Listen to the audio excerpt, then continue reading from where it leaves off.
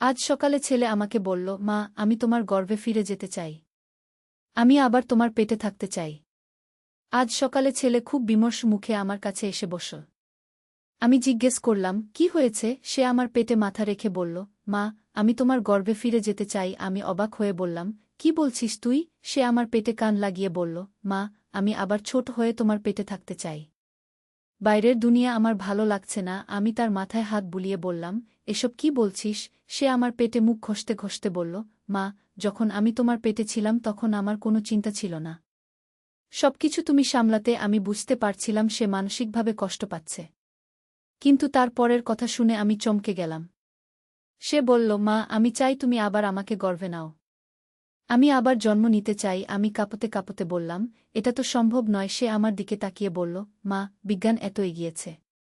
নিশ্চয়ই কোনো উপায় আছে। আমি তাকে বুঝানোর চেষ্টা করলাম। কিন্তু সে বলতেই থাকল, মা, আমি তোমার পেটে ফিরে যেতে চাই। এই গল্পটি সম্পূর্ণ শুনলে আপনাদের পানি অটোমেটিক বের হয়ে যাবে, সো যত দ্রুত সম্ভব হাতের কাছে টিস্যু নিয়ে বসে পড়ুন। বিছানার চাদর যেন নষ্ট না হয় সেটা সম্পূর্ণ খেয়াল রাখার অনুরোধ জানিয়ে গল্পটি এখন শুরু করব। তার আগে সর্বশেষ অনুরোধ, দয়া করে এমন পানি বের করার গল্প নিয়মিত শুনতে আমাদের চ্যানেলটি সকলেই সাবস্ক্রাইব করুন। ধন্যবাদ। হ্যালো বন্ধুরা, আমার নাম ঋতিকা দাস। আমার বয়স 40 বছর। আমার স্বামীর নাম সৌরভ দাস, বয়স 43 বছর। আমাদের 2 সন্তান, তনয় আর মিতা। তনয় 21 বছর বয়সী, বিশ্ববিদ্যালয়ে পড়ে। মিতা 14 বছর বয়সী, স্কুলে যায়। আমার জীবনে এমন একটি রহস্যজনক ঘটনা ঘটেছে যা আমি কখনো ভুলতে পারব না। গত সপ্তাহে তনয় আমার কাছে এসে যা বলেছিল তা শুনে আমার মাথা ঘুরে গিয়েছিল। কিন্তু এই ঘটনার পিছনে যে রহস্য লুকিয়ে আছে তা জানলে আপনারাও অবাক হবেন। সেদিন সকালে তনয় আমার কক্ষে এসে বলল, মা, আমি তোমার গর্ভে ফিরে যেতে চাই। আমি প্রথমে ভেবেছিলাম সে হয়তো মানসিক চাপে আছে। কিন্তু তার পরের কথাগুলো শুনে আমি বুঝলাম বিষয়টি আরও গভীর। মা, আমি জানি এটা অদ্ভুত শোনাচ্ছে। কিন্তু গত রাতে আমার একটা স্বপ্ন দেখেছি। সেই স্বপ্নে আমি দেখলাম যে আমি তোমার পেটে ছিলাম, কিন্তু সচেতন ছিলাম। আমি সব কিছু দেখতে পাচ্ছিলাম, শুনতে পাচ্ছিলাম। আমি তার কথা শুনে অবাক হয়ে গেলাম। তুই কি বলছিস তনয়? মা, স্বপ্নে আমি দেখলাম যে তোমার পেটে একটা গোপন পথ আছে। সেই পথ দিয়ে আমি অন্য একটা জগতে যেতে পারি। সেখানে আমাদের পরিবারের পূর্বপুরুষরা বাস করেন। আমি ভাবলাম তনয় হয়তো কোনো সিনেমা দেখে এসব বলছে। কিন্তু তার পরের কথা শুনে আমি স্তব্ধ হয়ে গেলাম। মা, স্বপ্নে আমি দেখলাম যে দাদু সেখানে আছেন। তিনি আমাকে বললেন যে আমাদের পরিবারে একটা বিশেষ ক্ষমতা আছে। কিন্তু সেই ক্ষমতা ব্যবহার করতে হলে আমাকে আবার তোমার গর্ভে ফিরে যেতে হবে। আমার শ্বশুর মারা গেছেন 10 বছর আগে। তনয় তখন মাত্র 11 বছরের ছিল। কিন্তু স্বপ্নে দাদুর সাথে কথা বলার ব্যাপারটা আমাকে ভাবিয়ে তুলল। তোর দাদু কি বলেছিলেন? আমি কৌতূহল নিয়ে জিজ্ঞেস করলাম। দাদু বলেছিলেন যে আমাদের পরিবারে প্রজন্মের পর প্রজন্ম ধরে একটা গোপন ক্ষমতা চলে আসছে। কিন্তু সেই ক্ষমতা জাগ্রত করতে হলে মায়ের গর্ভে ফিরে গিয়ে একটা বিশেষ আনুষ্ঠানিকতা সম্পন্ন করতে হয়। আমি অবিশ্বাসের সাথে মাথা নাড়লাম। তনয়, এসব কি আজেবাজে কথা বলছিস? মা, দাদু আরও বলেছিলেন যে তুমি যখন আমাকে গর্ভে ধারণ করেছিলে তখন একটা অদ্ভুত ঘটনা ঘটেছিল। তুমি কি মনে করতে পারো? আমি চমকে গেলাম। সত্যিই তনয়কে গর্ভে ধারণ করার সময় একটা অদ্ভুত ঘটনা ঘটেছিল। সেই রাতে আমি স্বপ্নে দেখেছিলাম যে আমার শ্বশুর আমার কাছে এসে কিছু একটা বলছিলেন। কিন্তু সকালে উঠে আমি কিছুই মনে করতে পারিনি। তুই কিভাবে এসব জানিস? আমি অবাক হয়ে জিজ্ঞেস করলাম। মা, দাদু বলেছিলেন যে আমি যদি তোমার গর্ভে ফিরে যাই তাহলে আমি আমাদের পারিবারিক গোপন ধনসম্পদের সন্ধান পাব। এমন একটা ধনভাণ্ডার যা আমাদের পরিবারকে চিরকালের জন্য সমৃদ্ধ করে দেবে। আমি ভাবলাম তনয় হয়তো কোনো পাগলামি করছে। কিন্তু তার কথার মধ্যে একটা আন্তরিকতা ছিল যা আমাকে ভাবিয়ে তুলল। ঠিক আছে, ধরে নিলাম তোর স্বপ্ন সত্যি। কিন্তু কিভাবে তুই আমার গর্ভে ফিরে যাবি? এটা তো বৈজ্ঞানিকভাবে অসম্ভব। তনয় একটা রহস্যময় হাসি দিয়ে বলল, মা, দাদু একটা উপায় বলেছিলেন। কিন্তু সেটা অনেক অদ্ভুত। কি উপায়? আমি কৌতূহল নিয়ে জিজ্ঞেস করলাম। দাদু বলেছিলেন যে আমাদের বাড়ির পুরানো কুয়ার তলায় একটা গোপন কক্ষ আছে। সেখানে একটা প্রাচীন যন্ত্র আছে যেটা সময় ফিরিয়ে নিতে পারে। আমার মনে পড়ল আমাদের বাড়ির পিছনে সত্যিই একটা পুরানো কুয়া আছে। কিন্তু সেটা বছরের পর বছর ধরে বন্ধ করে রাখা আছে। আমার শ্বশুর জীবিত থাকতে কখনো কাউকে সেই কুয়ার কাছে যেতে দিতেন না। তুই কি সেই কুয়ার কথা বলছিস যেটা বাড়ির পিছনে আছে? আমি জিজ্ঞেস করলাম। হ্যাঁ মা। দাদু বলেছিলেন যে সেই কুয়ার তলায় আমাদের পূর্বপুরুষদের রেখে যাওয়া একটা গোপন চেম্বার আছে। সেখানে এমন একটা যন্ত্র আছে যেটা দিয়ে সময়ের সাথে খেলা করা যায়। আমি এই কথাগুলো শুনে ভীষণ চিন্তিত হয়ে পড়লাম। তনয়ের মানসিক অবস্থা নিয়ে আমার দুশ্চিন্তা হচ্ছিল।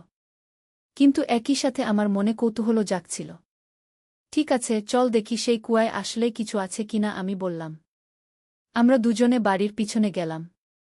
সেই পুরানো কুয়াটা দেখে আমার মনে পড়ল আমার শ্বশুর সবসময় বলতেন যে এই কুয়ায় কোনো অশুভ শক্তি আছে। তাই তিনি সেটা সিমেন্ট দিয়ে বন্ধ করে দিয়েছিলেন। তনয় বলল, মা, দাদু স্বপ্নে বলেছিলেন যে কুয়ার পাশের বট পাথরটার নিচে একটা চাবি লুকানো আছে। আমরা সেই পাথরটা সরিয়ে দেখলাম সত্যিই একটা পুরানো ব্রোঞ্জের চাবি পড়ে আছে। আমার গায়ে কাঁটা দিয়ে উঠল। এটা কিসের চাবি? আমি জিজ্ঞেস করলাম। দাদু বলেছিলেন যে এই চাবি দিয়ে কুয়ার তলার গোপন দরজা খোলা যায়, তনয় বলল। আমরা কুয়ার সিমেন্টের ঢাকনা সরানোর চেষ্টা করলাম। অনেক কষ্ট করে অবশেষে ঢাকনাটা সরাতে পারলাম। কুয়ার ভিতরে নিচে তাকিয়ে দেখলাম সত্যিই একটা সিঁড়ি আছে। মা, আমি নিচে নামব, তনয় বলল। না, এটা বিপজ্জনক, আমি বললাম। মা, দাদু বলেছিলেন যে তুমি আমার সাথে নামবে। তাহলেই আমাদের পারিবারিক রহস্য উন্মোচিত হবে। আমি ভাবলাম এটা হয়তো তনয়ের কল্পনা। কিন্তু কৌতূহলের বশে আমি রাজি হয়ে গেলাম।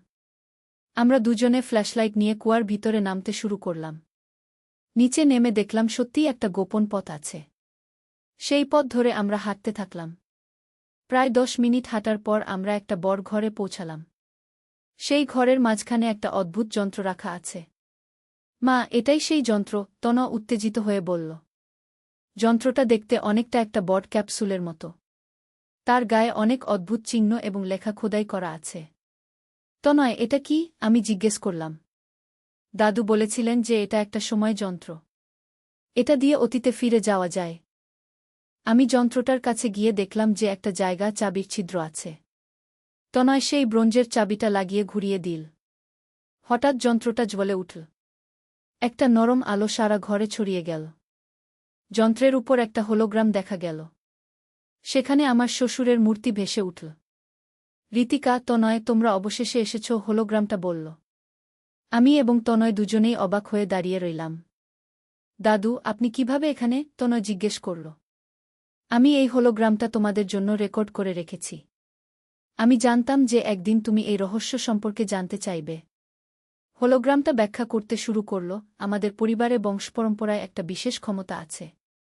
আমরা সময়ের সাথে ভ্রমণ করতে পারি। কিন্তু এই ক্ষমতা ব্যবহার করতে হলে প্রথমে একটা বিশেষ অনুষ্ঠান করতে হয়।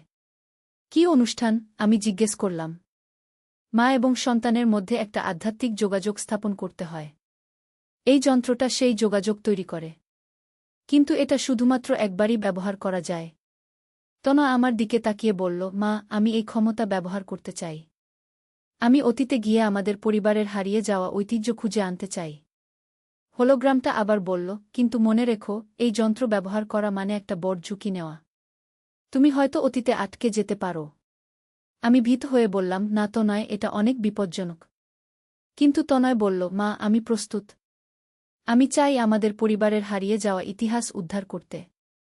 হঠাৎ করে ঘরে একটা অদ্ভুত কম্পন শুরু হল। যন্ত্রটা আরও উজ্জ্বল হয়ে জ্বলতে লাগল। দ্রুত! তোমাদের সিদ্ধান্ত নিতে হবে, হোলোগ্রামটা বলল। আমি তনয়ের দিকে তাকালাম। তার চোখে একটা দৃঢ় সংকল্প দেখলাম। আমি বুঝতে পারলাম যে সে সত্যিই এই অ্যাডভেঞ্চারে যেতে চায়। ঠিক আছে, আমি তোর সাথে আছি, আমি বললাম। যন্ত্রটা হঠাৎ করে একটা উজ্জ্বল আলো ছড়িয়ে দিল। আমি অনুভব করলাম যে আমার চারপাশের সবকিছু ঘুরতে শুরু করেছে।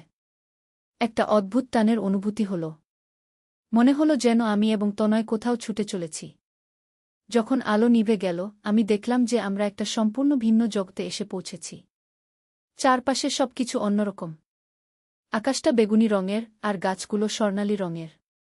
মা, আমরা অতীতে এসে পৌঁছেছি, তনয় উত্তেজিত হয়ে বলল। আমি চারপাশে তাকিয়ে দেখলাম যে দূরে একটা প্রাচীন প্রাসাদ দেখা যাচ্ছে। সেই প্রাসাদের দিকে হাঁটতে হাঁটতে আমি অনুভব করলাম যে এই জায়গাটা আমার কোথাও চেনা চেনা লাগছে। প্রাসাদে পৌঁছে আমরা দেখলাম যে সেখানে অনেক মানুষ আছে। তারা সবাই আমাদের পূর্বপুরুষদের মতো দেখতে। একজন বয়স্ক ব্যক্তি আমাদের কাছে এসে বললেন, তোমরা অবশেষে এসেছ। আমরা তোমাদের অপেক্ষায় ছিলাম। আপনি কে? আমি জিজ্ঞেস করলাম। আমি তোমার আদি পূর্বপুরুষ। আমার নাম মহারাজ বিক্রমাদিত্য দাস। আমাদের পরিবারের প্রতিষ্ঠাতা। তিনি আমাদের প্রাসাদের ভিতরে নিয়ে গেলেন। সেখানে আমি দেখলাম যে দেয়ালে আমাদের পুরো পারিবারিক বংশতালিকা লেখা আছে। তনয়, তুমি আমাদের বংশের সর্বশেষ পুরুষ উত্তরাধিকারী। তোমার উপর আমাদের পারিবারিক দায়িত্ব, মহারাজ বললেন। কি দায়িত্ব? তনয় জিজ্ঞেস করল। আমাদের পরিবারের একটা অভিশাপ আছে। প্রতি ১০০ বছর পর পর আমাদের পরিবারের সকল সম্পদ অদৃশ্য হয়ে যায়। এই অভিশাপ ভাঙতে হলে তোমাকে একটা বিশেষ কাজ করতে হবে। কি কাজ? আমি জিজ্ঞেস করলাম। তোমাকে অতীতে গিয়ে সেই ব্যক্তিকে খুঁজে বের করতে হবে যে আমাদের পরিবারে এই অভিশাপ দিয়েছিল। তারপর তার কাছ থেকে ক্ষমা চেয়ে অভিশাপটা ভাঙতে হবে। মহারাজ আমাদের একটা প্রাচীন মানচিত্র দিলেন। এই মানচিত্র অনুসরণ করে তোমরা সেই ব্যক্তির কাছে পৌঁছাতে পারবে। আমরা সেই মানচিত্র নিয়ে যাত্রা শুরু করলাম। পথে আমরা অনেক অদ্ভুত জিনিস দেখলাম। উড়ন্ত ঘোড়া, কথা বলা গাছ, আর জাদুকরি ফুল যেগুলো স্পর্শ করলে ইচ্ছা পূরণ হয়। দিনভর হাঁটার পর আমরা একটা পাহাড়ের উপরে পৌঁছালাম। সেখানে একটা ছোট কুটিরের দরজায় নক করতেই একজন অদ্ভুত চেহারার বৃদ্ধ মানুষ বের হয়ে এলেন। তার চোখ দুটো জ্বলছিল যেন আগুনের মতো। তোমরা কারা? কেন এসেছ এখানে? তিনি কর্কশ স্বরে জিজ্ঞেস করলেন। আমরা দাস পরিবারের বংশধর। আপনি আমাদের পরিবারে যে অভিশাপ দিয়েছিলেন সেটা ভাঙতে এসেছি, তনয় সাহসের সাথে বলল। বৃদ্ধ লোকটি হঠাৎ হেসে ফেল। হা হা হা, তোমরা সেই দাস পরিবারের। আমি অপেক্ষা করছিলাম কবে তোমরা আসবে। আপনি আমাদের অপেক্ষা করছিলেন? আমি অবাক হয়ে জিজ্ঞেস করলাম। হ্যাঁ, আমি জানতাম যে একদিন তোমাদের কেউ না কেউ এখানে আসবে। তোমাদের পূর্বপুরুষ মহারাজ বিক্রমাদিত্য আমার সাথে যে অন্যায় করেছিলেন তার প্রতিশোধ নিতে আমি অভিশাপ দিয়েছিলাম। কি অন্যায় করেছিলেন তিনি? তনয় জিজ্ঞেস করল। বৃদ্ধ লোকটি আমাদের তার কুটিরে ডেকে নিয়ে গেলেন। সেখানে বসে তিনি গল্প বলতে শুরু করলেন। বিক্রমাদিত্য ছিলেন একজন ক্ষমতাবান রাজা। কিন্তু তিনি ক্ষমতার লোভে আমার মেয়েকে অপহরণ করেছিলেন। আমার মেয়ে ছিল এক অসাধারণ সুন্দরী। বিক্রমাদিত্য তাকে জোর করে বিয়ে করতে চেয়েছিলেন। আমার মনে একটা ভয় ঢুকে গেল। তারপর কি হয়েছিল? আমার মেয়ে বিক্রমাদিত্যের অত্যাচার সহ্য করতে না পেরে আত্মহত্যা করেছিল। সেদিনই আমি প্রতিজ্ঞা করেছিলাম যে বিক্রমাদিত্যের বংশে প্রতি ১০০ বছর পর পর সকল সম্পদ অদৃশ্য হয়ে যাবে। তনয় মাথা নিচু করে বলল, আমরা আমাদের পূর্বপুরুষের অন্যায়ের জন্য ক্ষমা চাই। বৃদ্ধ লোকটি দীর্ঘক্ষণ চুপ থাকলেন। তারপর বললেন, তোমরা সত্যিই ক্ষমা চাইছ? হ্যাঁ, আমরা আমাদের পূর্বপুরুষের ভুলের জন্য আন্তরিকভাবে দুঃখিত, আমি বললাম। বৃদ্ধ লোকটি উঠে দাঁড়িয়ে একটা প্রাচীন বই নিয়ে এলেন। সেই বইয়ের পাতা উল্টিয়ে তিনি কিছু মন্ত্র পড়তে শুরু করলেন। তোমাদের আন্তরিকতা দেখে আমি অভিশাপটা তুলে নিচ্ছি। কিন্তু শর্ত হল, তোমরা ভবিষ্যতে কখনো কারো উপর অত্যাচার করবে না। আমরা প্রতিজ্ঞা করছি, আমি এবং তনয় একসাথে বললাম। বৃদ্ধ লোকটি তার হাত আমাদের মাথায় রাখলেন। হঠাৎ করে একটা উজ্জ্বল আলো আমাদের ঘিরে ফেল। যখন আলো নিভে গেল, আমি দেখলাম যে আমরা আবার সেই গোপন ঘরে ফিরে এসেছি। যন্ত্রটা নিভে গেছে। মা, আমরা সফল হয়েছি, তনয় আনন্দে চিৎকার করল। আমরা সেই গোপন পথ দিয়ে আবার উপরে উঠে এলাম। বাড়িতে ফিরে আমি দেখলাম যে আমার স্বামী সৌরভ অধীরভাবে আমাদের খুঁজছিলেন। তোমরা কোথায় ছিলে? আমি সারাদিন খুঁজেছি, সৌরভ বলল। আমি এবং তনয় একে অপরের দিকে তাকালাম। আমরা বুঝতে পারলাম যে আমাদের অ্যাডভেঞ্চারের কথা কাউকে বলা উচিত হবে না। আমরা বাজারে গিয়েছিলাম, আমি মিথ্যা বললাম। পরদিন সকালে একটা অবিশ্বাস্য ঘটনা ঘটল। আমাদের বাড়িতে পোস্টম্যান একটা চিঠি নিয়ে এলো। চিঠিটা ছিল একটা আইনি ফার্ম থেকে। চিঠিতে লেখা ছিল যে আমাদের পরিবারের নামে একটা বিশাল সম্পত্তি পাওয়া গেছে। কলকাতায় একটা পুরানো প্রাসাদ এবং অনেক জমি আমাদের নামে রেজিস্ট্রি করা আছে। এটা কি করে সম্ভব? সৌরভ অবাক হয়ে বলল। আমি এবং তনয় একে অপরের দিকে তাকালাম। আমরা বুঝতে পারলাম যে অভিশাপ ভাঙার ফলেই এই সম্পত্তি আমাদের কাছে ফিরে এসেছে। এর কয়েকদিন পর আমরা কলকাতায় গেলাম সেই সম্পত্তি দেখতে। প্রাসাদটা দেখে আমি অবাক হয়ে গেলাম। এটা ঠিক সেই প্রাসাদের মতোই যেটা আমি অতীতে দেখেছিলাম। প্রাসাদের ভিতরে ঢুকে আমরা দেখলাম যে সেখানে অসংখ্য মূল্যবান জিনিসপত্র রাখা আছে। সোনার গহনা, হীরার অলংকার, প্রাচীন শিল্পকর্ম, সবকিছুই। মা, এগুলো কি সব আমাদের? তনয় অবিশ্বাসের সাথে জিজ্ঞেস করল। হ্যাঁ পুত্র, এগুলো তোমাদের পূর্বপুরুষদের সংগ্রহ, একটা কণ্ঠস্বর শোনা গেল। আমরা পিছনে তাকিয়ে দেখলাম যে সেই বৃদ্ধ লোকটি সেখানে দাঁড়িয়ে আছেন। আপনি এখানে কিভাবে এলেন? আমি অবাক হয়ে জিজ্ঞেস করলাম। আমি সময়ের প্রহরী। আমি যে কোনো যুগে যেতে পারি। তোমরা যেহেতু আন্তরিকভাবে ক্ষমা চেয়েছ, তাই আমি তোমাদের এই সম্পত্তি ফিরিয়ে দিয়েছি। তিনি তনয়ের কাছে গিয়ে বললেন, কিন্তু মনে রেখো, এই সম্পত্তি শুধুমাত্র ভালো কাজে ব্যবহার করবে। যদি কখনো অন্যায় করো, তাহলে আবার সবকিছু হারিয়ে ফেলবে। আমি প্রতিজ্ঞা করছি, তনয় বলল। বৃদ্ধ লোকটি হাসলেন। তোমার মতো সৎ হৃদয়ের ছেলে দেখে আমি খুশি। তোমার মা যেভাবে তোমাকে মানুষ করেছেন তা সত্যিই প্রশংসনীয়। তিনি আমার দিকে তাকিয়ে বললেন, ঋতিকা, তুমি একজন আদর্শ মা। তোমার ছেলে তোমার গর্ভে ফিরে যেতে চেয়েছিল কারণ সে জানে যে মায়ের কাছেই সবচেয়ে নিরাপদ জায়গা। আমার চোখে পানি এসে গেল। আমি বুঝতে পারলাম যে তনয়ের কথার আসল মানে কি ছিল। এখন তোমাদের বাড়ি ফিরে যাওয়ার সময়। কিন্তু মনে রেখো, এই অভিজ্ঞতা তোমাদের পরিবারের বন্ধন আরও মজবুত করেছে, বৃদ্ধ লোকটি বললেন। তিনি আমাদের একটা জাদুকরি পোর্টাল দিয়ে বাড়িতে পাঠিয়ে দিলেন। আমরা যখন বাড়িতে ফিরলাম, দেখলাম যে সৌরভ এবং মিতা আমাদের অপেক্ষায় বসে আছে। তোমরা সকাল থেকে কোথায় ছিলে? সৌরভ জিজ্ঞেস করল। বাবা, আমরা একটা বিশেষ কাজে গিয়েছিলাম, তনয় বলল। সেই রাতে আমি তনয়কে ডেকে নিয়ে বললাম, তুই যা বলেছিলি মায়ের গর্ভে ফিরে যাওয়ার কথা, সেটার আসল মানে কি ছিল? তনয় আমার হাত ধরে বলল, মা, আমি বুঝতে পেরেছি যে মায়ের কাছেই সবচেয়ে বড় শক্তি। তোমার ভালোবাসা আর আশীর্বাদই আমাদের পরিবারের আসল সম্পদ। আমি যখন বলেছিলাম তোমার গর্ভে ফিরে যেতে চাই, তার মানে ছিল আমি চাই তোমার ভালোবাসার সুরক্ষায় থাকতে। আমি তনয়কে জড়িয়ে ধরলাম। তুই সত্যিই একটা ভালো ছেলে।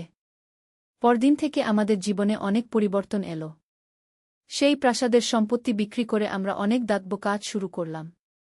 তনয় এবং মিতা দুজনেই পড়াশোনায় আরও মনোযোগী হয়ে উঠল।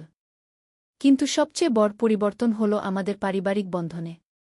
আমরা বুঝতে পারলাম যে পরিবারই আমাদের সবচেয়ে বড় সম্পদ। তনয় এখন আর বলে না যে সে আমার গর্ভে ফিরে যেতে চায়। কারণ সে বুঝতে পেরেছে যে মায়ের ভালোবাসা সর্বদাই তার চারপাশে ঘিরে আছে। 1 মাস পর একদিন তনয় আমার কাছে এসে বলল, মা, আমি একটা স্বপ্ন দেখেছি। কি স্বপ্ন? আমি জিজ্ঞেস করলাম। স্বপ্নে দেখলাম যে সেই বৃদ্ধ লোকটি আমাদের বাড়িতে এসেছেন। তিনি বলেছেন যে আমাদের পরিবারে আরও একটা গোপনীয়তা আছে। আমি চিন্তিত হয়ে বললাম, আবার কি গোপনীয়তা? তিনি বলেছেন যে আমাদের পরিবারে একটা বিশেষ ক্ষমতা আছে। আমরা মানুষের মন পড়তে পারি। কিন্তু এই ক্ষমতা ব্যবহার করতে হলে আগে একটা পরীক্ষায় উত্তীর্ণ হতে হবে। কি পরীক্ষা? আমি কৌতূহল নিয়ে জিজ্ঞেস করলাম। আমাদের পরিবারের সবাইকে একসাথে সেই গোপন ঘরে গিয়ে একটা বিশেষ ধ্যান করতে হবে। তাহলে আমাদের পূর্বপুরুষদের আত্মা আমাদের সাথে যোগাযোগ করবেন। আমি ভাবলাম এটা হয়তো আরেকটা রোমাঞ্চকর অভিজ্ঞতা হতে পারে। আমি সৌরভ এবং মিতাকে বিষয়টা বলতে গেলাম। প্রথমে সৌরভ বিশ্বাস করতে চাইল না। কিন্তু যখন আমি তাকে সেই গোপন ঘরটা দেখালাম, তখন সে অবাক হয়ে গেল। এই ঘরটা কোথা থেকে এলো? সৌরভ জিজ্ঞেস করল। এটা আমাদের পূর্বপুরুষদের তৈরি, আমি ব্যাখ্যা করলাম। মিতাও খুব উত্তেজিত হয়ে বলল, আমিও এই অ্যাডভেঞ্চারে যেতে চাই। সেই রাতে আমরা 4 জনে সেই গোপন ঘরে গেলাম। যন্ত্রটা আবার চালু করতে তনয় সেই চাবিটা ব্যবহার করল। এবার যন্ত্রটা ভিন্নভাবে আলো দিতে শুরু করল। আমরা দেখলাম যে ঘরের চারপাশে অনেক আত্মার ছায়া ভেসে বেড়াচ্ছে। তোমরা আমাদের বংশের শেষ প্রজন্ম, একটা কণ্ঠস্বর শোনা গেল। আমরা তোমাদের একটা বিশেষ দায়িত্ব দিতে চাই, আরেকটা কণ্ঠস্বর বলল। কি দায়িত্ব? সৌরভ জিজ্ঞেস করল। তোমরা এই গোপন ঘরটাকে একটা জাদুঘরে রূপান্তরিত করবে। মানুষ এসে আমাদের পারিবারিক ইতিহাস জানতে পারবে। আমি বুঝতে পারলাম যে এটাই আমাদের আসল কাজ। আমরা এই ঐতিহাসিক স্থানটাকে সংরক্ষণ করব। পরবর্তী কয়েক মাসে আমরা সেই গোপন ঘরটাকে একটা ছোট জাদুঘরে রূপান্তরিত করলাম। স্থানীয় মানুষজন এসে আমাদের পারিবারিক ইতিহাস দেখে যান। তনয় এখন সেই জাদুঘরের তত্ত্বাবধায়ক। সে ভিজিটরদের কাছে আমাদের পূর্বপুরুষদের গল্প বলে। মিতাও তার সাহায্য করে।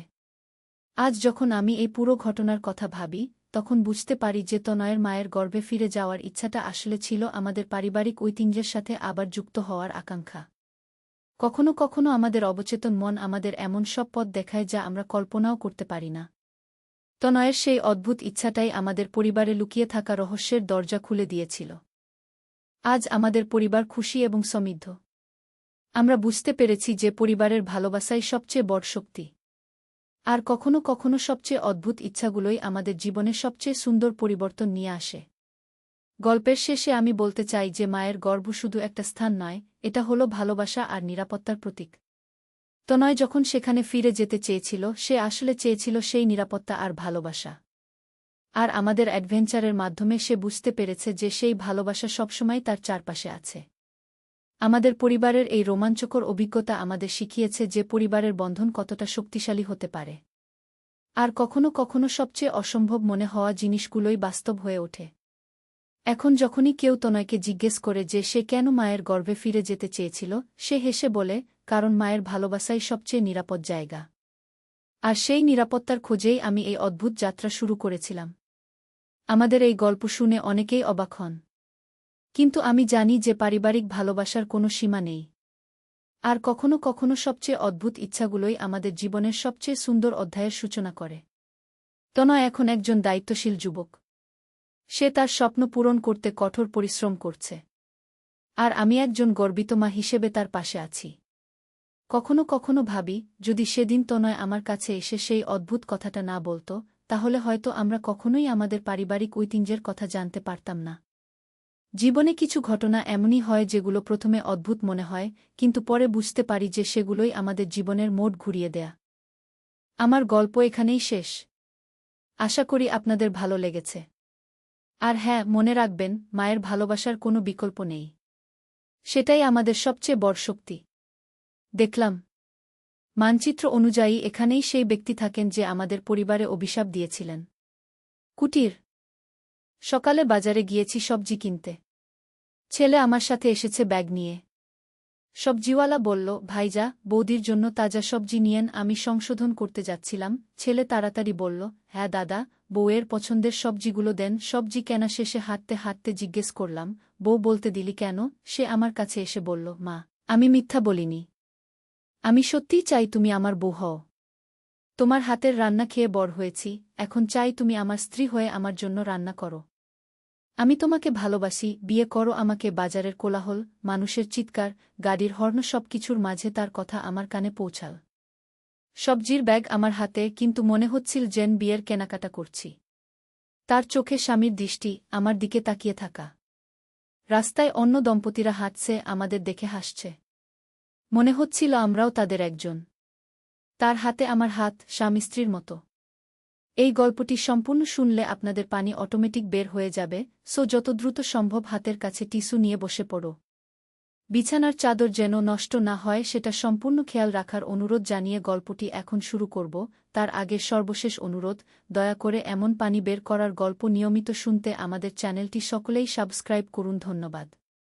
হ্যালো বন্ধুরা, আমার নাম মিতালি দাস। আমার বয়স ৩৯ বছর। আমার স্বামীর নাম সুমন দাস, বয়স ৫২ বছর। আমাদের ২ সন্তান, রাহুল আর পিয়া। রাহুল ২১ বছর বয়সী, ইউনিভার্সিটিতে পড়ে। পিয়া ১৪ বছর বয়সী, হাই স্কুলে যায়। যেই ঘটনার কথা বলছি সেটা গত বছরের জানুয়ারি মাসের কথা। আমার স্বামী সুমন তখন অফিসে খুব ব্যস্ত থাকত। রাহুল কলেজে থাকা অবস্থায় একদিন আমাকে বাজারে যেতে হল। পিয়া স্কুলে গিয়েছে। রাহুল বলল, মা, আমিও তোমার সাথে যাব। একা একা ভারী ব্যাগ নিয়ে কষ্ট হবে। বাজারে গিয়ে সবজি কিনছিলাম। বিক্রেতা ভাইজা বলল, দিদি, এই আলুপটোল খুবই ভালো।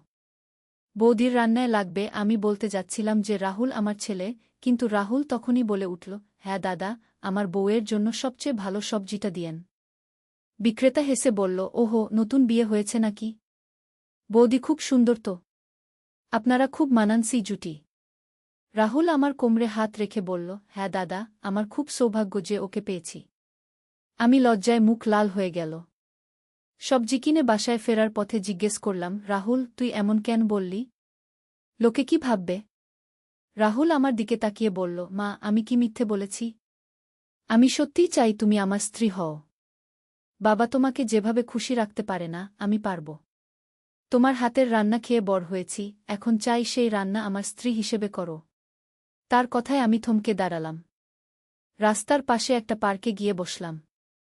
রাহুল আমার পাশে বসে বলল, মা, তুমি এখনো অনেক সুন্দর।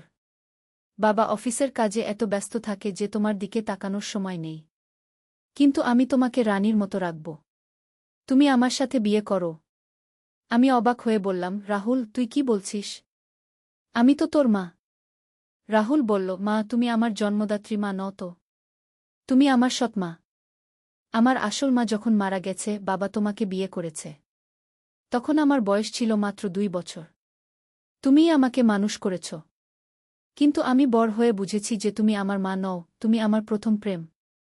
তার কথা শুনে আমার মাথা ঘুরে গেল। সত্যিই তো, রাহুল আমার নিজের সন্তান নয়। আমি সুমনকে বিয়ে করার সময় রাহুলের বয়স ছিল 2 বছর। তার আসল মা ক্যান্সারে মারা গিয়েছিল। আমি রাহুলকে নিজের সন্তানের মতোই বড় করেছি। কিন্তু আজ তার কথা শুনে বুঝলাম সে আমাকে মা হিসেবে দেখে না। রাহুল আমার হাত ধরে বলল, মা, আমি তোমাকে ছোটবেলা থেকেই ভালোবাসি। প্রথমে ভেবেছিলাম এটা মায়ের প্রতি ভালোবাসা। কিন্তু বয়স বাড়ার সাথে সাথে বুঝেছি এটা একটা পুরুষের একটা নারীর প্রতি ভালোবাসা। তুমি আমার স্বপ্নের নারী। তার কথায় আমি কিছু বলতে পারলাম না। ঘরে ফিরে এসে সারাদিন ভাবলাম। রাতে সুমন অফিস থেকে ফিরে এসে খেতে বসল। আমি তার সাথে রাহুলের কথা বললাম। সুমন প্রথমে রেগে গেল। বলল, ছেলেটার মাথা খারাপ হয়ে গেছে। আমি ওর সাথে কথা বলবো। কিন্তু তারপর চুপচাপ হয়ে গেল। খাওয়া শেষে বলল, মিতালি, রাহুল যা বলেছে সেটা কিন্তু অযৌক্তিক নয়। তুমি ওর সৎমা। আর আমার সাথে তোমার বিয়ে হয়েছিল রাহুলের যত্ন নেওয়ার জন্যই। আমি তোমাকে ভালোবেসে বিয়ে করিনি, প্রয়োজনে বিয়ে করেছিলাম। সুমনের কথায় আমি আরও বিভ্রান্ত হয়ে পড়লাম। সত্যিই তো, সুমন আমাকে ভালোবেসে বিয়ে করেনি। তার ছেলের দেখভাল করার জন্য একজন মা দরকার ছিল, তাই আমাকে বিয়ে করেছিল। পরের দিন রাহুল আমাকে বলল, মা, আমি কলেজ ছেড়ে দিয়ে চাকরি করব। তারপর তোমাকে নিয়ে আলাদা বাড়িতে থাকব। তুমি চিন্তা করো না, আমি তোমাকে খুব ভালো রাখব। আমি বললাম, রাহুল, তুই পাগল হয়ে গেছিস? আমি তোর সৎমা হলেও তোর বাবার স্ত্রী। আর পিয়া? ও কি হবে? রাহুল বলল, পিয়া আমার বোন। ও আমাদের সাথেই থাকবে। আর বাবার তো অনেক টাকা আছে, উনি চাইলে আরেকটা বিয়ে করতে পারেন। দিনের পর দিন রাহুল আমাকে বোঝানোর চেষ্টা করতে লাগল। একদিন সে আমাকে একটা দোকানে নিয়ে গিয়ে একটা সুন্দর শাড়ি কিনে দিল। বলল, মা, এই শাড়িটা পরে তুমি আরও সুন্দর লাগবে। আমি চাই আমার স্ত্রী সবসময় সুন্দর থাকুক। আমি বললাম, রাহুল, তুই এসব কি করছিস? লোকে কি বলবে? রাহুল বলল, লোকে কি বলবে সেটা আমার কাছে গুরুত্বপূর্ণ নয়। আমার কাছে গুরুত্বপূর্ণ হলো তোমার খুশি। তুমি কি সুমনের সাথে খুশি আছো? তার প্রশ্নের জবাব দিতে পারলাম না। সত্যিই তো, আমি সুমনের সাথে খুব একটা খুশি নই। সে সারাদিন অফিসে থাকে, বাসায় এসেও কাজ নিয়ে ব্যস্ত থাকে। আমার সাথে কথা বলার সময় নেই। আমি একটা গৃহকর্মীর মতো শুধু রান্নাবান্না আর ঘর পরিষ্কার করি। একদিন রাহুল আমাকে বলল, মা, আমি একটা ফ্ল্যাট দেখে এসেছি। খুব সুন্দর ফ্ল্যাট। তুমি আর আমি সেখানে গিয়ে থাকতে পারি। আমি বললাম, রাহুল, তুই এত টাকা পেলি কোথায়? তোর তো কোনো চাকরি নেই। রাহুল বলল, আমি গোপনে একটা কোম্পানিতে পার্ট টাইম কাজ করি। আর আমার কিছু সঞ্চয় আছে। তুমি চিন্তা করো না, আমি সব ব্যবস্থা করে ফেলেছি।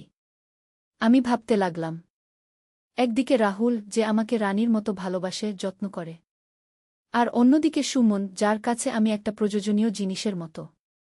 কিছুদিন পরে পিয়া আমাকে বলল, মা, রাহুল ভাই খুব অদ্ভুত আচরণ করছে। সে তোমাকে নিয়ে অনেক স্বপ্ন দেখে। আমি বললাম, কি রকম স্বপ্ন? পিয়া বলল, সে বলে যে তুমি তার স্ত্রী হবে। আর আমরা সবাই একসাথে থাকব। আমি পিয়াকে বোঝালাম যে রাহুল হয়তো মানসিক চাপে আছে। কিন্তু ভেতরে ভেতরে আমি নিজেও দ্বিধায় পড়ে গিয়েছিলাম। একদিন সুমন আমাকে বলল, মিতালি, রাহুল যা চাইছে সেটা হয়তো ভুল নয়। তুমি যদি চাও তাহলে তার সাথে নতুন জীবন শুরু করতে পারো। আমি তোমাকে বাধা দেব না। আমি অবাক হয়ে বললাম, তুমি কি বলছো? তুমি তোমার স্ত্রীকে তোমার ছেলের হাতে তুলে দিতে চাও? সুমন বলল, রাহুল আমার ছেলে, কিন্তু সে এখন একজন পূর্ণবয়স্ক মানুষ। আর তুমিও তার সৎমা মাত্র। তোমাদের মধ্যে কোনো রক্তের সম্পর্ক নেই। আর আমি স্বীকার করছি যে আমি তোমাকে যতটা ভালোবাসা দেওয়া উচিত ছিল ততটা দিতে পারিনি। সুমনের কথায় আমি আরও বিভ্রান্ত হয়ে পড়লাম। একদিকে সমাজের নিয়ম, অন্যদিকে হৃদয়ের টান। রাহুল একদিন আমাকে সেই ফ্ল্যাটে নিয়ে গেল। সত্যিই খুব সুন্দর ফ্ল্যাট। 2 বেডরুম, একটা আমাদের জন্য, অন্যটা পিয়ার জন্য। বড় ব্যালকনি, যেখানে বসে চা খাওয়া যায়। রান্নাঘর থেকে বাগানের দৃশ্য দেখা যায়। রাহুল বলল, মা দেখো কত সুন্দর। এখানে আমরা খুব শান্তিতে থাকতে পারব। তুমি সকালে বাগানে বসে চা খাবে, আমি অফিস থেকে ফিরে এসে তোমার হাতের রান্না খাব। পিয়া স্কুল থেকে ফিরে এসে আমাদের সাথে গল্প করবে। তার কথা শুনে আমার মন খুশি হয়ে গেল। সত্যিই তো, এমন একটা জীবন আমি সবসময় চেয়েছি। কিন্তু তারপরেই বুঝলাম এই সব কিছুর মধ্যে একটা বড় ভুল আছে। রাহুল আমাকে স্ত্রী হিসেবে চায়, কিন্তু আমি তাকে ছেলের মতোই ভালোবাসি। আমি তার সাথে স্ত্রী-স্বামীর সম্পর্কে যেতে পারব না। আমি রাহুলকে বললাম, রাহুল, তুই যা ভাবছিস সেটা হতে পারে না। আমি তোকে ছেলের মতোই ভালোবাসি। তোর সাথে স্ত্রী-স্বামীর সম্পর্কে যেতে পারব না। রাহুল বলল, মা তুমি আমার কথা ভেবে দেখো। আমি তোমাকে মা হিসেবে ভালোবাসি না, ভালোবাসি একজন নারী হিসেবে। তুমিও আমাকে একবার পুরুষ হিসেবে দেখার চেষ্টা করো। আমি বললাম, রাহুল, এটা ভুল। সমাজ এটা মেনে নেবে না। রাহুল বলল, সমাজ যা মেনে নেয় না তার সব কিছুই কি ভুল? প্রেম কি ভুল? ভালোবাসা কি ভুল? আমি তোমাকে ভালোবাসি, তুমি আমাকে ভালোবাসো। এটাই তো যথেষ্ট। কিন্তু আমি জানতাম এটা ঠিক নয়। আমি রাহুলকে বোঝালাম যে আমরা এমন কিছু করতে পারি না যা সমাজ মেনে নেবে না। রাহুল কিছুদিন দুঃখ করল, কিন্তু তারপর বুঝল যে আমি তার কথা মানব না। একদিন সে আমাকে বলল, মা আমি বুঝেছি যে তুমি আমার কথা মানবে না। কিন্তু আমি তোমাকে ভুলতে পারছি না। আমি এই শহর ছেড়ে অন্য কোথাও চলে যাব। হয়তো দূরে গিয়ে তোমাকে ভুলে যেতে পারব। আমি বললাম, রাহুল, তুই কোথাও যাবি না। তুই এখানেই থাক। আমরা সবাই একসাথে একটা পরিবার হয়ে থাকব। কিন্তু রাহুল তার সিদ্ধান্তে অটল। সে কিছুদিন পরেই ঢাকা থেকে দূরে একটা শহরে চাকরি নিয়ে চলে গেল। তার চলে যাওয়ার পর আমি বুঝলাম যে সে সত্যিই আমাকে ভালোবাসত। কিন্তু সেই ভালোবাসা ভুল ছিল। আমি খুশি যে আমি সঠিক সিদ্ধান্ত নিয়েছি। এখন রাহুল মাঝে মাঝে ফোন করে। সে অন্য একটা মেয়েকে ভালোবেসেছে। শীঘ্রই বিয়ে করবে। আমি খুব খুশি। কিন্তু মাঝে মাঝে মনে হয়, যদি আমি রাহুলের কথা মেনে নিতাম, যদি সমাজের কথা না ভেবে আমার হৃদয়ের কথা ভাবতাম। কিন্তু তারপরেই ভাবি, না, আমি ঠিকই করেছি। কিছু কিছু ভালোবাসা শুধু মনের মধ্যেই রাখতে হয়। এখন আমি আর সুমন ভালোই আছি। পিয়া বড় হচ্ছে। আমাদের পরিবার স্বাভাবিক। কিন্তু মাঝে মাঝে সেই দিনগুলোর কথা মনে পড়ে, যখন রাহুল আমাকে রানীর মতো ভালোবাসার কথা বলেছিল। সেই ভালোবাসা ভুল ছিল, কিন্তু সুন্দর ছিল। জীবনে কত রহস্যময় ঘটনা ঘটে। কখনো কখনো আমরা এমন পরিস্থিতিতে পড়ি, যেখানে সঠিক আর ভুলের মধ্যে পার্থক্য বোঝা কঠিন হয়ে পড়ে। কিন্তু শেষ পর্যন্ত আমাদের বিবেক আর সমাজের নিয়মই আমাদের পথ দেখায়। আমার এই গল্পটি একটি অভিজ্ঞতার গল্প।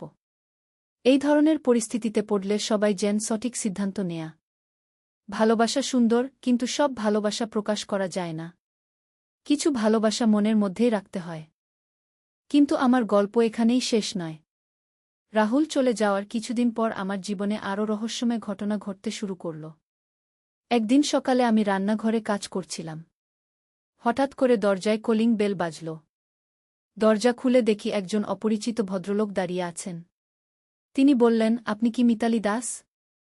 আমি বললাম, জি, আমি মিতালি। আপনি কে? তিনি বললেন, আমার নাম ডক্টর করিম। আমি একজন প্রাইভেট ইনভেস্টিগেটর। আপনার সাথে গুরুত্বপূর্ণ একটা কথা আছে। আমি তাকে ভেতরে আসতে দিলাম। তিনি বসে বললেন, মিতালি, আপনি কি জানেন যে রাহুল আপনার আসল ছেলে? আমি অবাক হয়ে বললাম, কি বলছেন আপনি? রাহুল তো সুমনের আগের স্ত্রীর ছেলে। ডক্টর করিম একটা ফাইল বের করে বললেন, না মিতালি, রাহুল আপনারই ছেলে। আপনার স্মৃতি হারানোর কারণে আপনি ভুলে গেছেন। আমার মাথা ঝিমঝিম করতে লাগল। আমি বললাম, এটা কি করে সম্ভব? আমার তো কোনো স্মৃতি হারানোর কথা মনে নেই। ডক্টর করিম বললেন, আপনার একটা দুর্ঘটনা হয়েছিল 19 বছর আগে। তখন রাহুলের বয়স ছিল 2 বছর। সেই দুর্ঘটনায় আপনি আংশিক স্মৃতিভ্রংশে ভুগেছিলেন। ডাক্তাররা বলেছিল যে আপনার কিছু স্মৃতি চিরতরে মুছে যেতে পারে। আমি হাঁপিয়ে উঠলাম। বললাম, তাহলে সুমন কেন আমাকে বলেনি? ডক্টর করিম বললেন, সুমন চেয়েছিল আপনি নতুন করে জীবন শুরু করুন। তাই আপনাকে বলেছিল যে রাহুল তার আগের স্ত্রীর ছেলে। কিন্তু সত্য হল, রাহুল আপনার এবং আপনার প্রথম স্বামীর ছেলে। আমার চোখে অন্ধকার দেখতে লাগল। আমি বললাম, আমার প্রথম স্বামী? আমার তো মনেই নেই। ডক্টর করিম বললেন, আপনার প্রথম স্বামীর নাম ছিল রবিন রায়। রাহুলের আসল নাম রবিন রাহুল রায়। রবিন একটা দুর্ঘটনায় মারা যান যখন রাহুলের বয়স মাত্র 1 বছর। তার কিছুদিন পরেই আপনার দুর্ঘটনা হয়। আমি কাঁপতে কাঁপতে বললাম, তাহলে রাহুল যখন বলেছিল যে সে আমাকে ভালোবাসে? ডক্টর করিম বললেন, রাহুল জানত না যে আপনি তার আসল মা। সে ভেবেছিল আপনি তার সৎমা। তাই তার মনে আপনার প্রতি ভালোবাসা জন্মেছিল। কিন্তু সেই ভালোবাসা আসলে ছিল একটা মায়ের প্রতি সন্তানের গভীর আবেগ, যা সে বুঝতে পারেনি। আমি বসে রইলাম নিশ্চুপ। এতক্ষণে বুঝলাম কেন রাহুল আমার প্রতি এতটা আকৃষ্ট ছিল। সে অবচেতন মনে জানত যে আমি তার আসল মা। ডক্টর করিম বললেন, মিতালি, আপনার স্মৃতি ফিরিয়ে আনার জন্য একটা চিকিৎসা আছে। আপনি চাইলে সেই চিকিৎসা নিতে পারেন। আমি বললাম, সুমন কি এসব জানে? ডক্টর করিম বললেন, সুমন সব জানে। তিনিই আমাকে ডেকেছেন আপনাকে সত্য বলার জন্য। সন্ধ্যায় সুমন অফিস থেকে ফিরল। আমি তাকে সব কিছু জিজ্ঞেস করলাম। সুমন মাথা নিচু করে বলল, মিতালি, আমি তোমাকে সত্য বলতে পারিনি। ভেবেছিলাম তুমি খুশি থাকবে। আমি বললাম, কিন্তু রাহুল তো আমার আসল ছেলে। তুমি কেন তাকে বিভ্রান্ত হতে দিলে? সুমন বলল, আমি জানতাম না যে রাহুল তোমার প্রতি এমন অনুভূতি রাখে। আমি ভেবেছিলাম সে তোমাকে মা হিসেবেই ভালোবাসে। আমি রাগে কাঁপতে কাঁপতে বললাম, তুমি আমার থেকে আমার নিজের ছেলেকে লুকিয়ে রেখেছ।